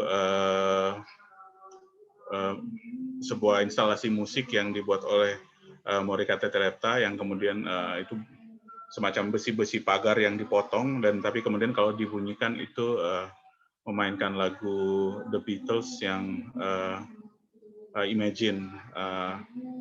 Nah, itu supaya kita ingin sih teman-teman peserta itu selain mereka merasakan bagaimana sih bisa masuk ke daerah yang paling dalam, di daerah yang berbeda dengan mereka, tapi kemudian pada satu saat mereka harus memaafkan diri mereka sendiri dan kemudian kembali ke awal. Itu untuk Ambon Art Walk. Kita juga berusaha menggunakan seni dalam merespon isu-isu lingkungan, terutama di Maluku, di satu kabupaten namanya Kabupaten Aru, Kabupaten Kepulauan Aru, itu satu area di pulau-pulau kecil yang kemudian ada rencana untuk membuat sebuah kebun tebu. Dan yang mengerikan adalah kalau dihitung-hitung dari luasan konsesinya itu bisa sampai saya lupa sekitar 80% sampai 90% dari luasan kepulauan itu. Sementara di sana ada banyak negeri-negeri, banyak desa-desa yang kalau seperti itu ya berarti mereka yang akan tergusur. Kita coba membuat kampanye-kampanye dan terutama karena kalau secara budaya teman-teman dari Aru sih sebenarnya lebih merasa lekat ke Papua, tapi memang karena secara administratif mereka masuk ke Maluku. Jadi kita coba membuat campaign untuk kemudian teman-teman di sana. Kita minta semua jejaring kita di seluruh dunia untuk berfoto dengan tulisan Save Aru dan kemudian kita print dengan besar-besar dan kemudian kita pasang di tengah-tengah pasar di dalam Aru supaya mereka tahu bahwa mereka tidak sendiri. Nah, dari situ teman-teman seniman kemudian mencoba membuat berbagai pagelaran ataupun menyusup di berbagai pagelaran untuk kemudian membagikan flyer dan meningkatkan awareness, terutama di Ambon. Karena konsesi itu misalnya harusnya disetujui pada level gubernur. Nah, itu yang kemudian kampanyenya kita lakukan kegiatan-kegiatan seperti ada trotoar yang kita buat khusus untuk Save Aru, untuk merangkul kawan-kawan Aru yang di dalam Ambon untuk sama-sama untuk berjuang. Terus juga kita membuat semacam pertunjukan teater di jalanan, di Car Free Day hari Minggu pagi juga untuk menarik perhatian banyak orang. Dan ternyata ini cukup berhasil pergerakannya karena awareness-nya jadi sangat tinggi. Bahkan berita terakhir tahun 2018 ya, 2018 atau 2019 itu waktu itu Menteri Kehutanan waktu itu kemudian mengumumkan bahwa tidak akan ada perkebunan tebu di Aru dan kami merasa ini sangat berhasil sekali. Tapi kemudian berganti menteri, tapi kemudian ada program baru lagi yang kami dengar 1 tahun terakhir bahwa akan ada peternakan sapi di Aru. Jadi memang selalu saja ada kepentingan-kepentingan yang masuk di daerah dan di pulau-pulau kecil seperti ini yang sebenarnya tujuannya barangkali hanya cuma untuk mengambil kayu karena tidak boleh lagi ada HPH di pulau-pulau kecil misalnya kayak gitu. Selain untuk menanggapi isu-isu sosial, kami juga merasa bahwa seni terutama, seni dan kreativitas itu selalu usianya pendek buat kami di Indonesia Timur barangkali. Tapi kalau di Ambon kami merasa itu sangat terasa karena memang kawan-kawan yang memiliki ketertarikan terhadap seni ataupun bahkan yang sampai belajar seni ketika balik ke Ambon di Maluku kemudian menemukan bahwa seni tidak bisa menjadi mata pencahariannya.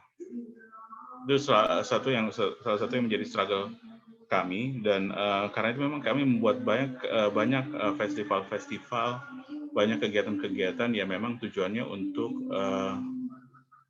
mempromosikan pertama, tapi juga kemudian memberikan tempat untuk kawan-kawan menjual hasil karyanya. Ini salah satunya ini kumpul-kumpul semua komunitas di seni dan kreativitas di Ambon namanya Ambon Creative Expo. Ini di tahun 2019 ya. Memang tujuannya yaitu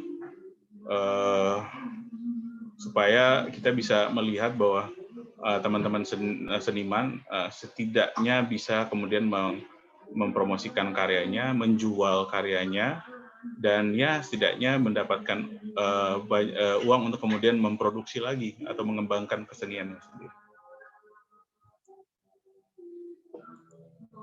Mungkin itu saja dari saya di awal.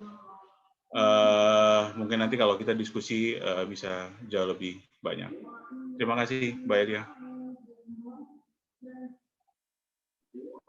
Ya, terima kasih Kak Pierre atas cerita dan paparannya ya soal bagaimana kegiatan Paparisa Ambon Ambon bergerak ini, ya, dan usaha-usahanya untuk terus melakukan kesenian gitu ya dengan kondisi-kondisi yang tentunya ada banyak hambatan tentunya ya, dan juga sangat berbeda gitu misalnya dengan kesenian yang ada di Jogja misalnya. Nah, dari sini saya kemudian menangkap bagaimana sebenarnya lintas disiplin seni di sana itu cukup cair gitu. Misalnya membandingkan saya di wilayah lain, sastra, teater, seni rupa itu terkotak-kotakan, tapi di sini dia lebih berfungsi sebagai alat misalnya alat rekonsiliasi untuk membicarakan konflik, trauma gitu. Jadi fungsi seni lebih pada alat sosial. Ya mungkin ini juga terkait dengan lekatnya budaya lisan, teater gitu, pertunjukan di wilayah Indonesia Timur gitu. Jadi mungkin ini lebih akrab untuk masyarakat dibanding pameran seni rupa, lukisan gitu. Ya kemarin itu dari pengalaman saya berkunjung ke Ambon, walaupun hanya sebentar, tentunya saya melewatkan banyak hal. Tentunya ini juga pendapat saya tidak mengaburkan dan tidak sepenuhnya gitu bisa merangkum apa yang terjadi di Ambon gitu. Kemudian teman-teman yang lain bisa juga jika ingin mengajukan pertanyaan bisa menulis di kolom chat atau dengan menyalakan video dan unmute. Kami terbuka untuk sesi diskusi jika ada yang mau bertanya. Terus apa lagi ya? Ya, aku tadi juga sempat membayangkan gitu dari paparan Kak Enrico dan juga Kak Pierre, gimana ekspresi seni ini cukup beragam gitu. Di Kak Enrico misalnya dia bisa menjadi alat untuk mengarsipkan, untuk menyimpan pengetahuan lokal atau pengetahuan tempatan gitu ya, yang itu tadi mulai banyak tergerus oleh tadi Kak Pierre sempat cerita bagaimana pabrik gula mau masuk gitu, bagaimana banyak kasus di Indonesia Timur menjadikan wilayah ini sebagai tempat untuk industri ekstraktif gitu ya. Jadi bagaimana teman-teman melawan melalui cara-cara seni itu kami pikir hal yang cukup dan sangat menarik gitu. Mungkin di Jogja kita juga banyak, kayak kemarin ada teman-teman di Wadas, ada beberapa yang soal bandara dan sebagainya. Kami berharap sih Biennale ini bisa juga jadi platform untuk membicarakan persoalan-persoalan seperti itu. Itu bagian dari curatorial frame yang akan kami tekankan juga di Biennale kali ini, isu-isunya. Ya, oke. Ini ada pertanyaan. Apakah Mbak Ladija yang akan membacakan atau langsung saja ya saya bacakan ya? Baik, silakan Mbak Elia. Terima kasih sebelumnya. Oke, ini ada dari Sean gitu. Selamat sore, perkenalkan nama saya Sean Parica. Saya berasal dari Musirawas, Sumatera Selatan. Saya izin bertanya, bagaimana kerjasama antara Museum Lokabudaya dengan Balai Arkeologi Papua dalam mengelola koleksi atau artefak yang terdapat di museum? Pertanyaan saya ditujukan untuk Kak Enrico. Terima kasih. Langsung saja, silakan Kak Enrico. Baik. Kami Ya, persilahkan. terima kasih. Ya, terima kasih sekali atas pertanyaannya. Museum Lokabudaya kurang lebih selama 5 tahun belakangan ini kami memang sangat intens sekali dengan Balai Arkeologi, karena juga ada bekerja sama dengan Max Planning Institute dan Bordeaux University dari Prancis untuk beberapa penelitian di daerah IPOMEK. Nah, berhubungan dengan koleksi yang ada kami dimiliki di Museum Lokal Budaya Cendrawasih, secara umum itu koleksi dari 2.500 koleksi itu 98% itu adalah benda-benda koleksi yang berasal dari bahan organik, dalam hal ini kayu.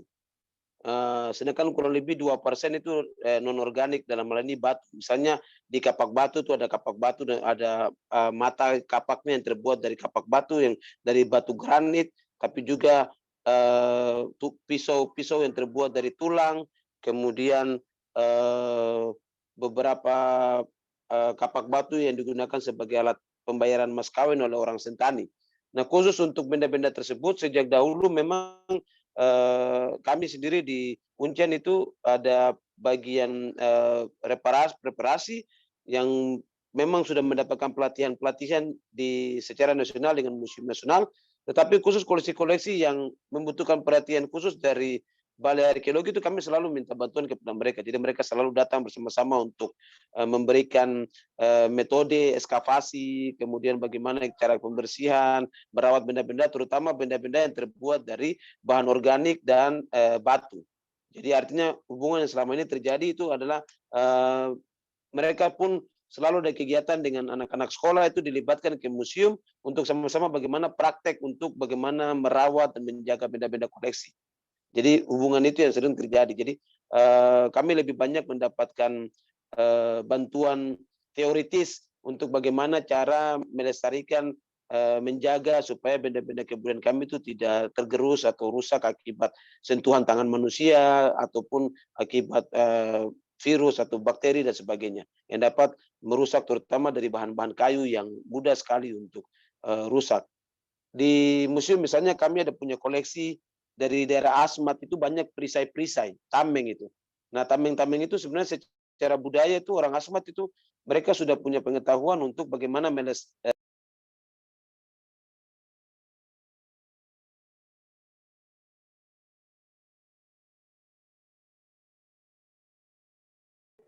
Kak Enrico, mute. Ya.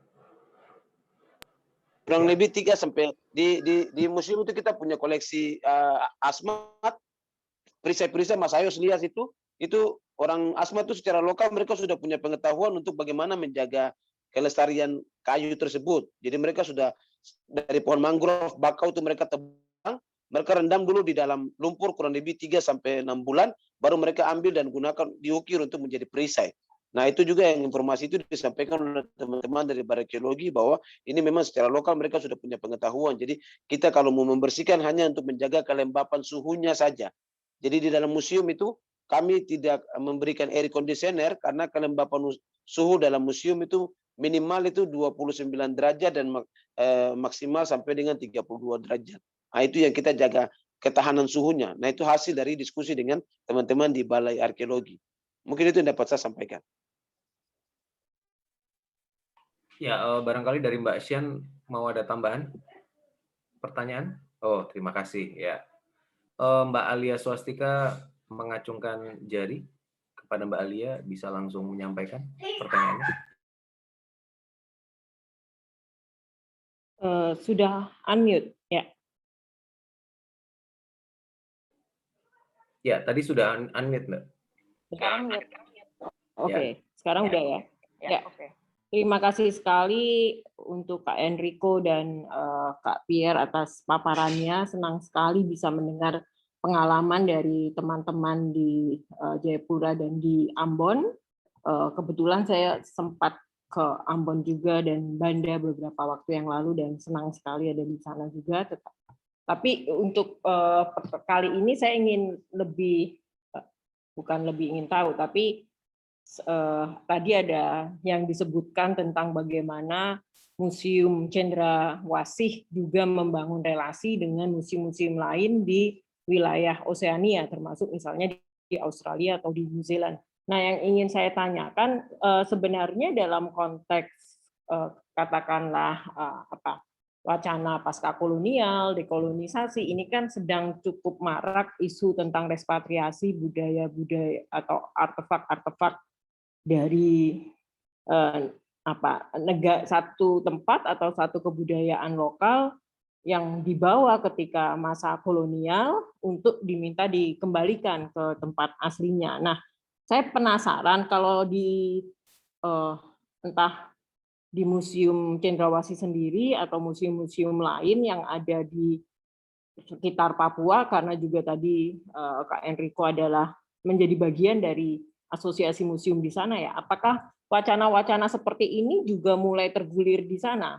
Bagaimana ada keinginan dari masyarakat lokal atau aktivis kebudayaan lokal untuk bisa mereklaim kembali artefak-artefak bersejarah yang dibawa ke Eropa atau tempat-tempat lain pada masa kolonial.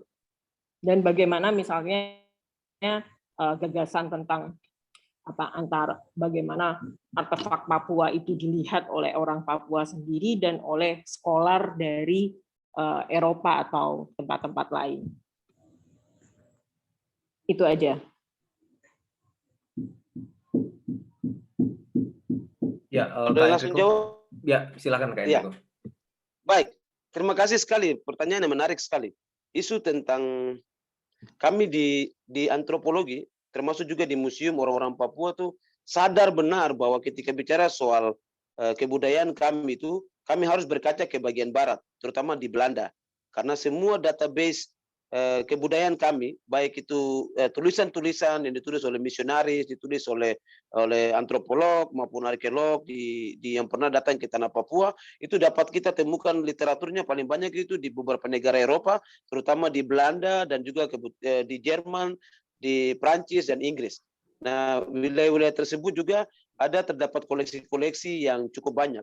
Salah satu misalnya yang tidak hanya di wilayah Eropa, tapi salah satu koleksi misalnya sejarah daripada museum kami, Museum Lokabudaya Universitas Cendrawasih itu sangat terikat erat dengan Rockefeller Foundation yang ada di Amerika Serikat. Di mana kita tahu dalam sejarahnya bahwa sekitar tahun 1961 seorang antropolog dan juga kurator dari Metropolitan Museum di New York yang bernama Michael Clark Rockefeller melakukan ekspedisi dengan beberapa antropolog Amerika di Papua, terutama di daerah pedalaman Wamena dan Asmat, dan pada bulan Oktober itu dia hilang di Asmat 1961.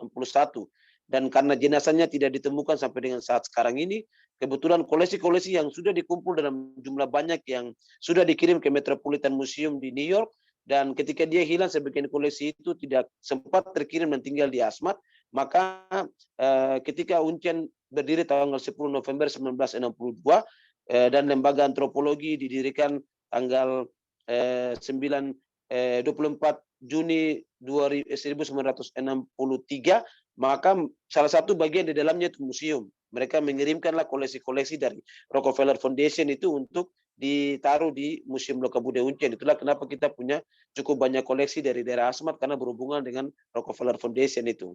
Nah, kami sangat ingin sekali untuk mendapatkan terutama koleksi-koleksi dari daerah Raja Ampat itu. Kalau kita temukan di buku-buku itu semua ada dimiliki saat ini berada di Tropen Museum, di beberapa museum yang ada di Belanda. Dan berapa kali melalui Universitas Cendrawasih, terutama jurusan antropologi, tetapi juga pemerintah Provinsi Papua dalam ini Dinas Kebudayaan sudah mencoba untuk melakukan studi banding, kerjasama untuk bagaimana melihat benda-benda tersebut, dan sangat mengidam-idamkan untuk benda-benda tersebut dikembalikan ke kami di Papua. Cuma selama ini kendala yang terjadi di museum-museum di Papua itu adalah bagaimana mempersiapkan sebuah tempat yang representatif, yang baik, yang dapat menjaga benda-benda tersebut, karena benda-benda tersebut juga di daerah Eropa misalnya itu dilindungi dan dijaga dengan baik. Dan kita kendala pada tempat atau ruangan itu untuk menyimpan benda-benda tersebut. Oleh karena itu, biasanya komunikasi yang dilakukan adalah dalam bentuk pengiriman lewat email, foto, dan sebagainya, sehingga proses media belajar bisa terjadi di situ.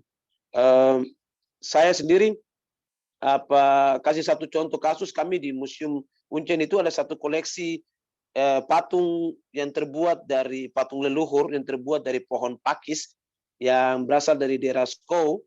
Mas Ayos kalau ingat itu namanya patung Kafu.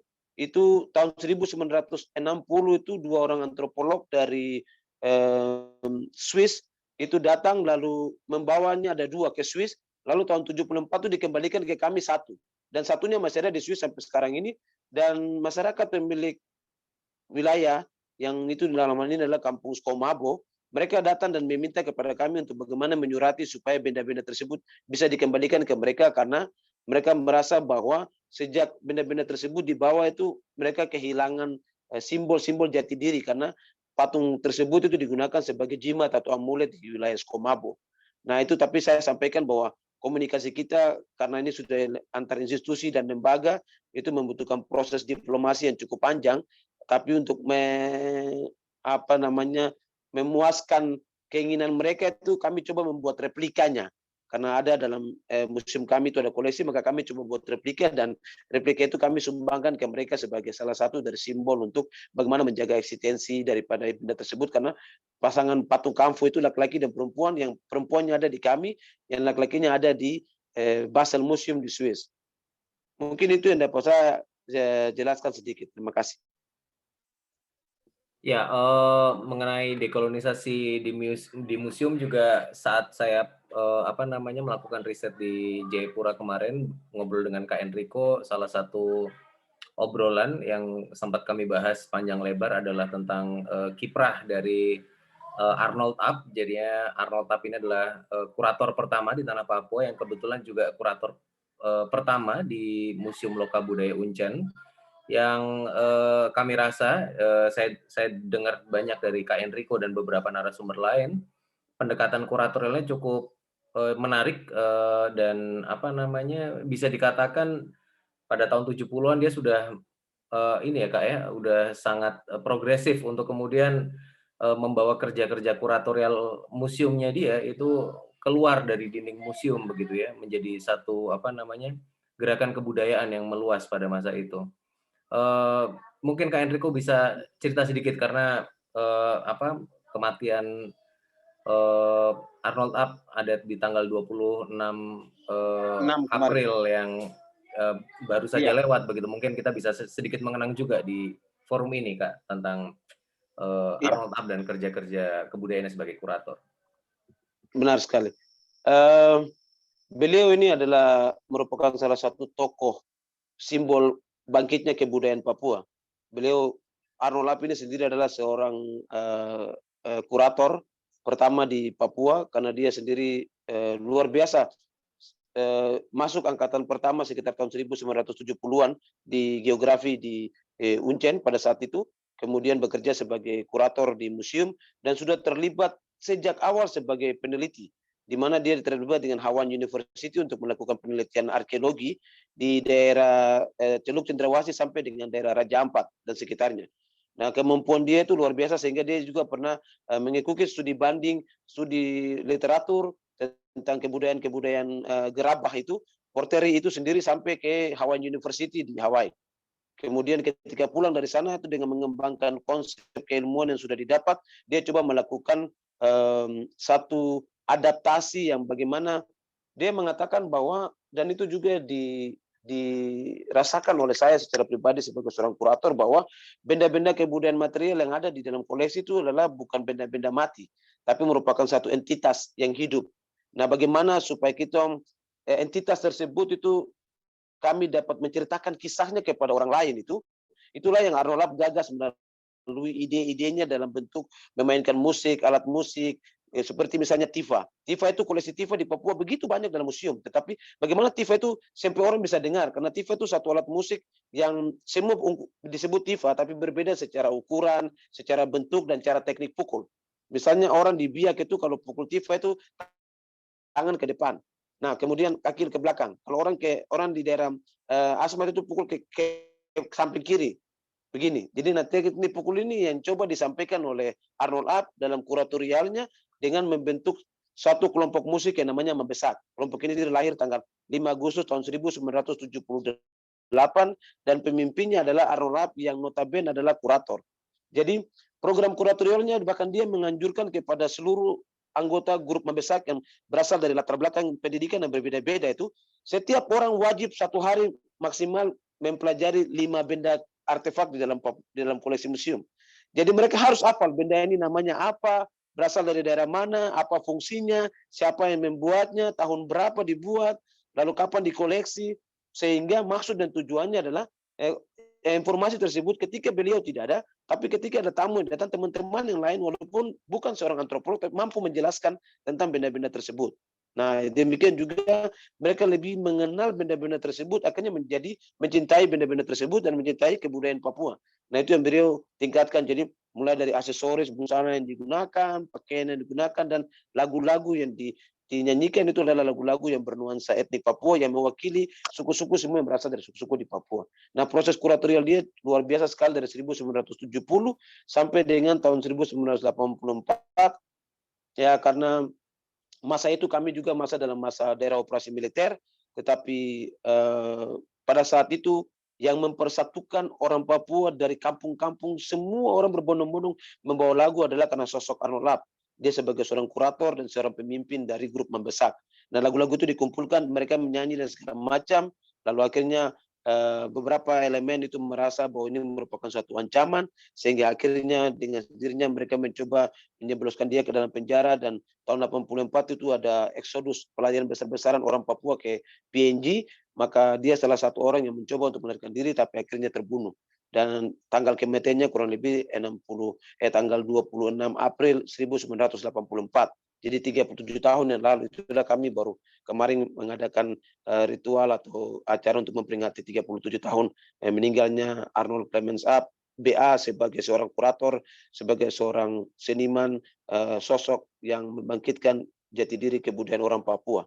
Nah, saya sebagai seorang kurator yang modern beranggapan bahwa apa yang Arnold Lap lakukan itu adalah proses kuratorial yang dilakukan pada masa itu, di mana dengan keterbatasan dan kemampuan dia sebagai seorang seniman, dia mencoba mengaplikasikan keilmuan antropologinya itu dan kuratorialnya itu kepada dengan bentuk musik. Nah, saya meneruskan saat ini pekerjaannya sebagai seorang kurator dengan menulis buku. Saya kurang lebih sudah menghasilkan lebih dari 70-an buku yang berkisah tentang benda-benda artefak Papua, dan hampir kebudayaan-kebudayaan di Papua sudah saya teliti. Bagi saya, pikiran saya hampir sama seperti beliau, bagaimana meninggalkan legasi, warisan untuk anak cucu kami, generasi muda Papua ke depan.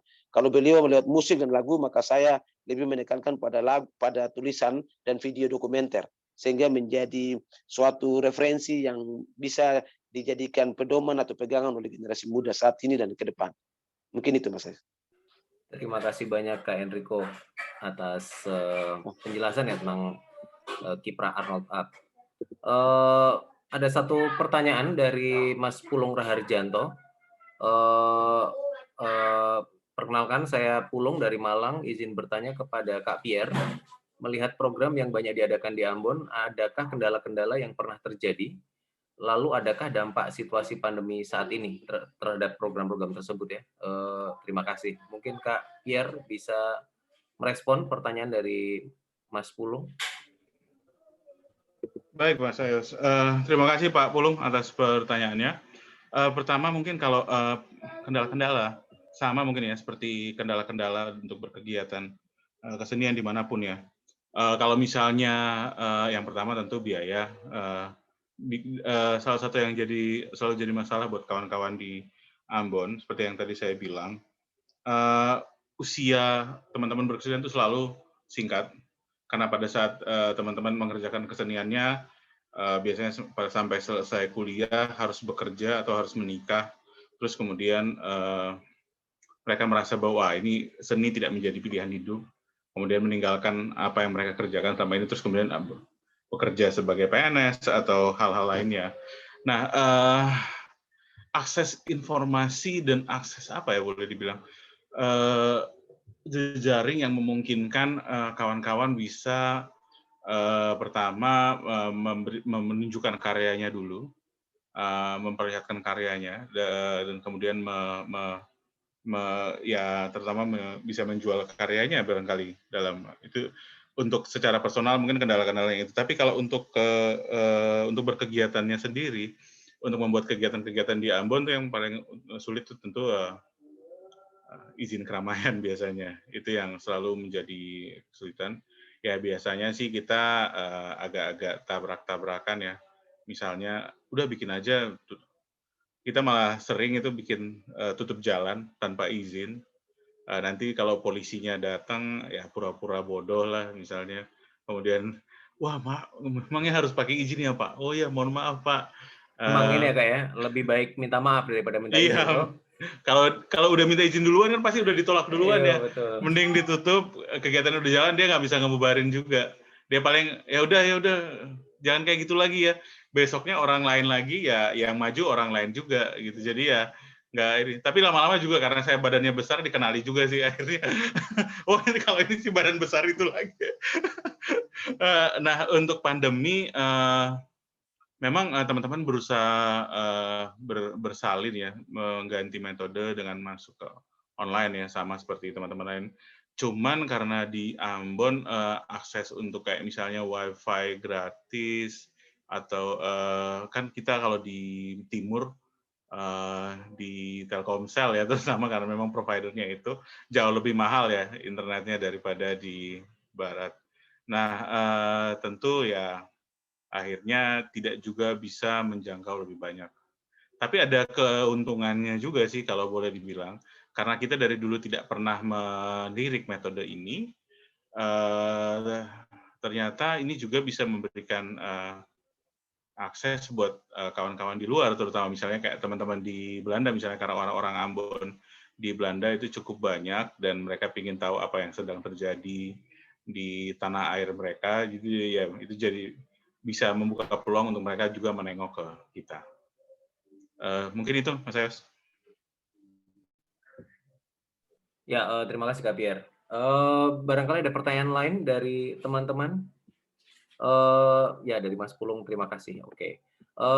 Ya, sebagai informasi kepada teman-teman, kami dari Biennale Jogja pada tahun ini memang sedang menjalin satu proses yang cukup intens dengan teman-teman di sejauh ini ada 4 kota, ada di Jayapura, di Ambon, di Kupang, dan di Maumere, untuk kemudian nanti kami berusaha untuk membuat program-program dari Biennale Jogja yang bisa kemudian dibuat oleh teman-teman di 4 kota tersebut, dan kami berharap dengan cara tersebut kita bisa melihat satu pagelaran Biennale yang lebih terbuka lagi, lebih inklusif, lebih variatif begitu ya, karena tidak hanya terjadi di Jogja tapi kemudian bisa terjadi di banyak tempat di wilayah Indonesia bagian lain begitu.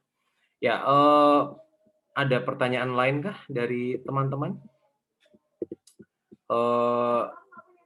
Ini ada beberapa teman yang berasal dari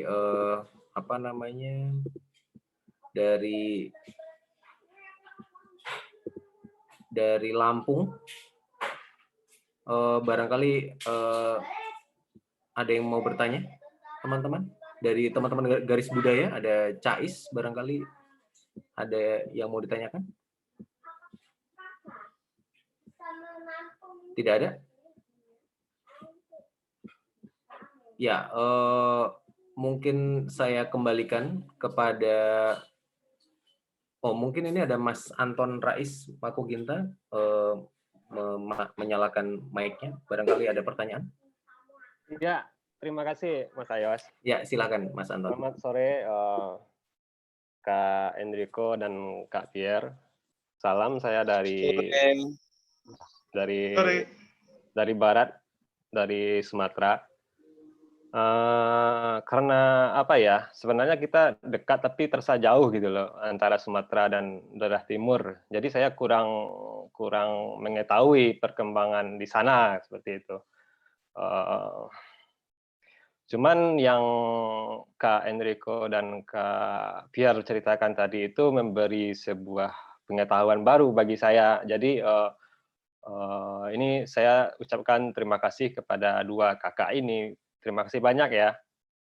Nah, ya, satu yang saya ingat dari Kak Pierre tadi itu bahwa di Ambon misalnya bahwa kesenian itu berumur pendek, dalam artian dia tidak sebagai mata pencarian, kan seperti itu.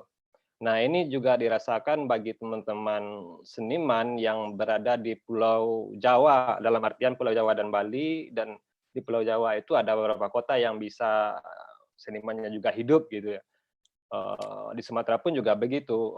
Kejadiannya bahwa seniman itu memang sulit juga untuk hidup. Jadi mereka itu berkarya kalau tidak di hari Minggu dalam artian tidak bekerja atau memang tidak bekerja sama sekali baru berkarya seni gitu. Nah, ini berhubungan juga dengan Kak Enrico yang saya tanya, perkataan ini. Kak Enrico bercerita tentang koleksi museum bahwa ada artefak-artefak katakanlah yang berkaitan dengan Oceania. Jadi yang pengen saya tanyakan, apakah masyarakat sekarang masih menggunakan artefak tersebut dalam kehidupan sehari-hari gitu?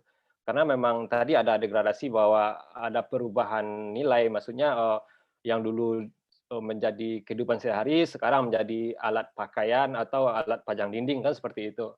Mungkin yang pengen saya tanyakan, apakah ada dari sekian banyak koleksi museum tersebut yang masih digunakan sehari-hari, dan apakah di sana memang tidak ada seniman atau ada seniman yang mengkaji artefak tersebut, khusus mengkaji artefak tersebut. Kalau saya boleh pengen tahu lebih jauh, seniman seni rupa yang mengkaji perkara tersebut yang berhubungan dengan artefak-artefak yang ada di museum yang dikuratori oleh Kak Enrico. Nah, juga untuk Mas Pierre, tadi itu kan bahwa seolah-olah seniman di Ambon itu bekerja untuk alat kebutuhan sosial, maksudnya alat untuk membicarakan kerusuhan yang terjadi dari tahun 99 gitu. Nah, apakah memang tidak ada seniman yang apa ya, yang dia berpikir sendiri, tidak menjadi sebuah alat untuk kebutuhan sosial, tapi kejadian sosial itu yang menjadi kebutuhannya dia berkarya, atau memang tidak ada seniman di sana gitu? Itu pertanyaan saya buat Mas Pierre dan Mas Pierre, Kak Pierre dan Kak Enrico. Kalau kurang jelas saya akan ulangi lagi, kalau ada yang salah saya mohon maaf ya. Terima kasih Mas Ayos. Ya, terima kasih Kak Anton ya. Mungkin dari Kak Enrico dulu bisa menjawab tentang. Oke. Ya. Baik, terima kasih. Luas teritori tanah Papua yang begitu besar itu menyebabkan kami secara kultur itu terbagi atas 7 wilayah budaya atau 7 wilayah adat. Nah, dari 7 wilayah itu 250-an suku bangsa itu tersebar masih secara tidak secara merata, tapi tersebar secara menyeluruh di dalam 7 wilayah tersebut. Nah, setiap wilayah itu ada sentra pusat kebudayaannya. Nah, di wilayah Mamta yang disebut Tabi itu, di wilayah Jayapura itu pusat sentra kebudayaannya ada di Sentani. Jadi barometer aktivitas kebudayaan itu ada di Sentani. Nah, puji Tuhan sampai dengan saat ini pengukir-pengukir Sentani kita masih bisa temukan. Kebudayaan Sentani itu bisa kita temukan di situ, ada hasil karya ukiran. Ukiran-ukiran seperti piring kayu, kemudian lukisan kulit kayu, pembuatan gerabah, tembikar dari kampung Abar, itu masih kita temukan sampai saat ini dan diajarkan dari orang tua ke anak-anak. Sehingga proses itu masih lestari dalam wilayah mereka. Tetapi di luar wilayah Sentani, misalnya di kota Jayapura, ada beberapa wilayah suku bangsa itu benar sudah kehilangan degradasi seniman untuk membuat benda-benda tersebut lagi. Oleh karena itu, bagaimana caranya mereka sering meminta bantuan karena ada hubungan relasi, hubungan kekeluargaan dengan orang-orang di Sentani, sehingga proses itu masih terjadi. Bagaimana tukar-menukar barang atau dalam saat sekarang ini mereka buy, beli dan sebagainya. Nah, kemudian kalau dilihat dari jumlah total koleksi yang kami miliki, koleksi-koleksi yang masih eksis sampai saat ini bisa kita gunakan itu adalah koleksi-koleksi yang berhubungan dengan peralatan musik dan koleksi-koleksi yang berhubungan dengan tari-tarian, terutama busana dan aksesoris. Peralatan musik terutama tifa. Tifa itu alat musik yang tinggi dan terbuat dari kulit itu. Nah, itu sampai detik ini masih bisa kita temukan pengukir-pengukirnya. Jadi di Papua, saya sendiri kemarin ada selain buku etnografi kebudayaan material, saya juga ada menulis tentang The Ancestor Statue from Papua, itu bicara soal sumber ukiran pengukir-pengukir yang ada di Papua itu kurang lebih ada 3 wilayah. Di Jayapura itu di Sentani, di Teluk Cendrawasih itu di Biak, kemudian di selatan itu ada orang Asmat dengan orang Kamoro. Nah, empat wilayah ini yang masih eksis mempertahankan kebudayaan mereka, terutama pengukir. Seniman-seniman, bahkan saya bisa memberikan jaminan karena saya seringkali ke lapangan, masih ditemukan anak-anak muda yang belajar mengukir dan secara tradisi memiliki pengetahuan untuk mempertahankan hasil karya mereka. Sedangkan wilayah lain itu, misalnya di wilayah pegunungan itu lebih banyak eksis dari hasil karya anyaman, seperti tas noken yang kita gunakan dan di mana-mana jual, itu mama-mama jual dan itu masih eksis. Jadi kalau dilihat dari jumlah total koleksi yang kami miliki, seniman-seniman seni rupa itu, terutama ukiran, itu masih ada di wilayah Sentani, wilayah Biak, wilayah Asmat, dan Kamoro. Sedangkan untuk wilayah anyaman, itu hampir seantero tanah Papua, mama-mama, ibu-ibu terutama, masih meregenerasikan pengetahuan terhadap anak-anaknya untuk mereka menjaga tradisi menganyam itu. Jadi masih eksis. Tapi untuk wilayah lain itu memang sudah berubah fungsi. Lebih banyak itu hasil karya itu digunakan tidak lagi pada fungsinya sebagai seperti dulu, sebagai ritual adat dan sebagainya, tapi lebih pada komersial, nilai ekonomi. Sebagai cenderamata, aksesoris yang sering dihunting oleh kolektor atau sering dihunting oleh wisatawan, itulah yang mereka pakai. Jadi artinya mereka sudah merubah konteksnya lagi, mempertahankan kebudayaan mereka dalam rangka memenuhi kebutuhan ekonomi. Karena dari itu adalah salah satu sumber pendapatan buat mereka. Dan hasil karya dari 4 wilayah ini sangat-sangat diincar oleh wisatawan asing sampai detik ini. Mungkin itu yang bisa saya sampaikan. Terima kasih. Ya, terima kasih Kak Enrico. Selanjutnya sebelum dijawab Kak Pierre, ini ada pertanyaan yang mirip juga, bisa dilanjutkan dari pertanyaannya Kak Anton tadi. Saya Ismail dari Garis Budaya Tubaba, Lampung. Saya izin bertanya, seberapa besar peran dari seni dan budaya di Ambon dalam meredam kerusuhan yang terjadi di Ambon? Jadi mungkin bisa sekaligus dijawab, dan ini sekaligus pertanyaan dari Kak Ismail, jadi pertanyaan terakhir kita di sesi diskusi kali ini.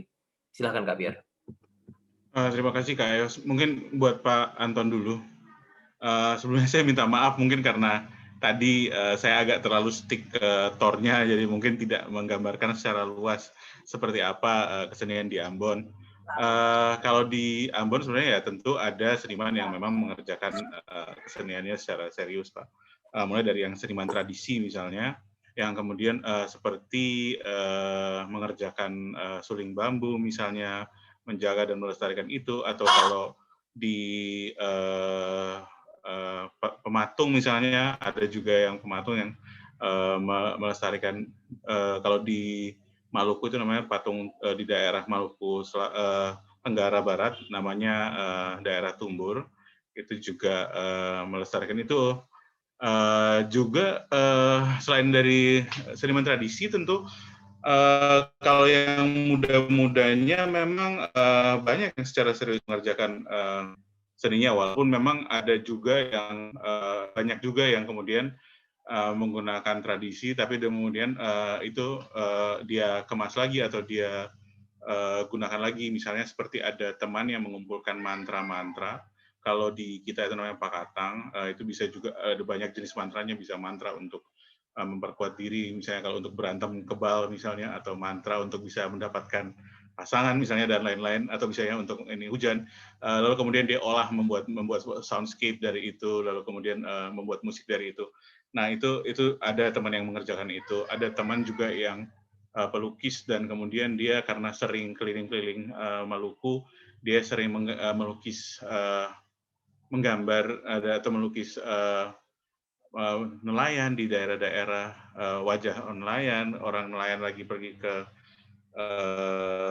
pantai, ke laut, dan lain-lain. Banyak sih secara individual mereka mengerjakan itu.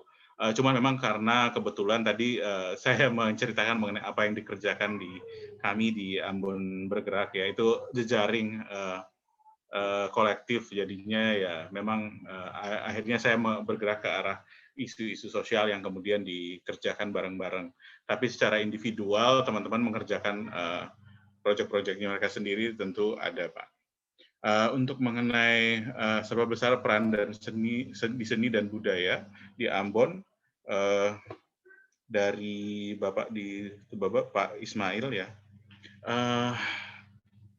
Kalau dari seni dan budaya ya Pak, kalau secara kultural orang Ambon tuh ada dua falsafah yang kemudian menjadi panduannya, itu pela dan gandong. Pela itu hubungan kekerabatan yang kemudian antara dua kampung karena mereka pernah perang, kemudian mereka mengangkat sumpah. Biasanya ada level-levelnya. Kalau ada pela yang paling kuat, yang paling keras itu namanya pela darah. Itu berarti dari antara dua kampung itu tidak boleh ada pernikahan dan lain karena dianggap sudah seperti kakak adik. Juga ada namanya gandong. Gandong itu biasanya dari dari leluhurnya itu, turun temurunnya itu berasal dari satu adik kakak begitu ya, sampai mereka kemudian berpisah membuat kampung masing-masing. Nah, mereka tetap saudara dan itu biasanya ada ritualnya tiap berapa tahun sekali, 5 tahun sekali misalnya, kemudian untuk kemudian memanaskan itu lagi. Nah, dari situ kemudian budaya itu mau tidak mau pada waktu itu tahun 2004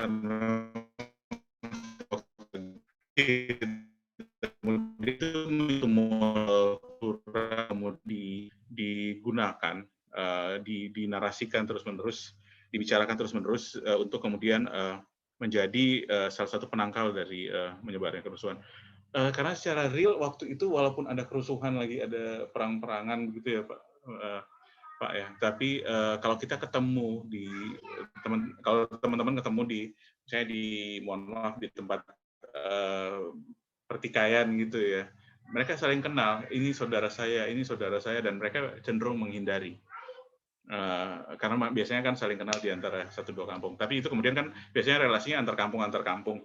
Nah, yang kemudian dicoba dilakukan banyak aktivis, kawan-kawan waktu itu adalah kemudian membuatnya itu tidak lagi hanya antar kampung, tapi kemudian itu menjadi sebuah relasi, kita sebutnya relasi orang basudara, itu persaudaraan antar semua orang di Maluku.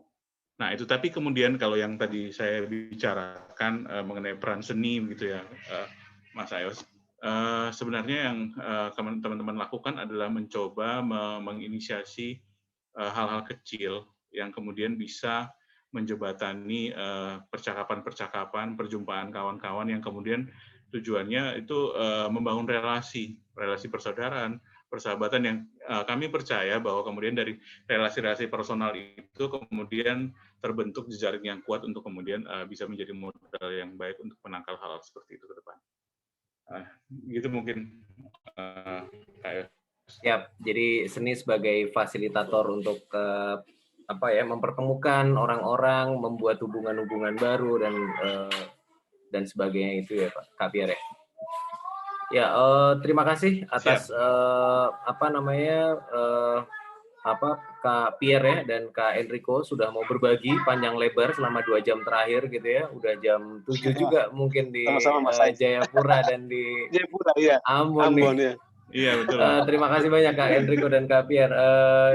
Saya juga ucapkan terima kasih buat kawan-kawan yang bisa bertahan sampai diskusi berakhir gitu ya. Ini ada Kak Putra ini dari pegiat kesenian juga dari Banda Aceh, Kak Enrico dan Kak Pierre. Jadinya dari ujung barat ke ujung timur ada semua ini. Luar biasa. Iyo. Dan terima kasih buat teman-teman yang ikut sampai terakhir diskusi ini. Saya sangat mengapresiasi dan mungkin Mbak Elia ada kata-kata untuk menutup? Enggak sih, tapi ya itu tadi saya haturkan sekali lagi terima kasih untuk para pembicara, para peserta, juga untuk teman-teman mungkin yang di Indonesia Timur, di WITA dan BIT sudah berbuka puasa gitu, sementara teman-teman lain sedang menunggu berbuka dan masih bertahan gitu, lapar-lapar, haus-haus mendengarkan kesenian gitu. Itu terima kasih sekali. Ya nantikan acara-acara kami di Biennale Jogja yang ke Ekuator seri 6 Indonesia bersama Oceania. Nanti akan ada beberapa program lagi. Semoga teman-teman masih bisa mengikuti. Itu saja dari kami. Saya kembalikan kepada Ladija. Baik, terima kasih untuk Kak Pierre, Kak Enrico, Mas Ayos, dan Mbak Iya, Elia. sama-sama. Banyak sekali pengetahuan yang sudah disampaikan pada forum hari ini gitu. Jadi melalui forum ini pengetahuan-pengetahuan mengenai pertautan budaya di Oseania dari berbagai sudut pandang itu bisa dikemukakan dan bisa didengarkan dari seantero Indonesia, dari seperti kata Mas Ayos tadi, dari ujung barat hingga ujung timur bisa saling mendengarkan. Kami panitia Bienal Jogja FPI berharap melalui forum-forum diskusi semacam ini tuh bisa yaitu tadi membaca kebudayaan, pertautan mengenai budaya Oseania dari berbagai sudut pandang. Dan sekali lagi terima kasih kepada seluruh peserta yang sudah bertahan hingga akhir acara, sudah meluangkan waktunya untuk mengikuti forum diskusi pada hari ini, dan tentu saja nantikan program-program selanjutnya dari Biennale Jogja. Dengan demikian, saya Ladija Triana Dewi pamit undur diri. Mungkin sebelumnya kita bisa menyalakan videonya untuk berfoto bersama.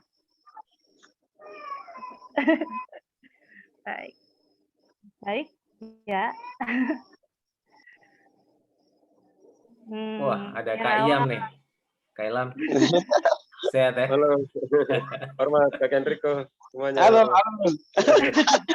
Iam, sip, hormat. Ya.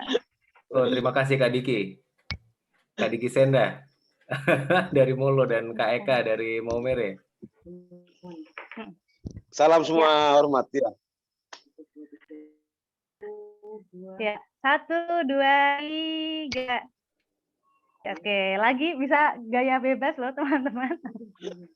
Oke, 1, 2, 3. Ya, terima kasih teman-teman atas waktunya pada hari ini. Semoga selalu sehat, selalu dalam keadaan yang baik dalam situasi pandemi saat ini. Baik, terima kasih. Saya pamit undur diri. Terima kasih. Ya.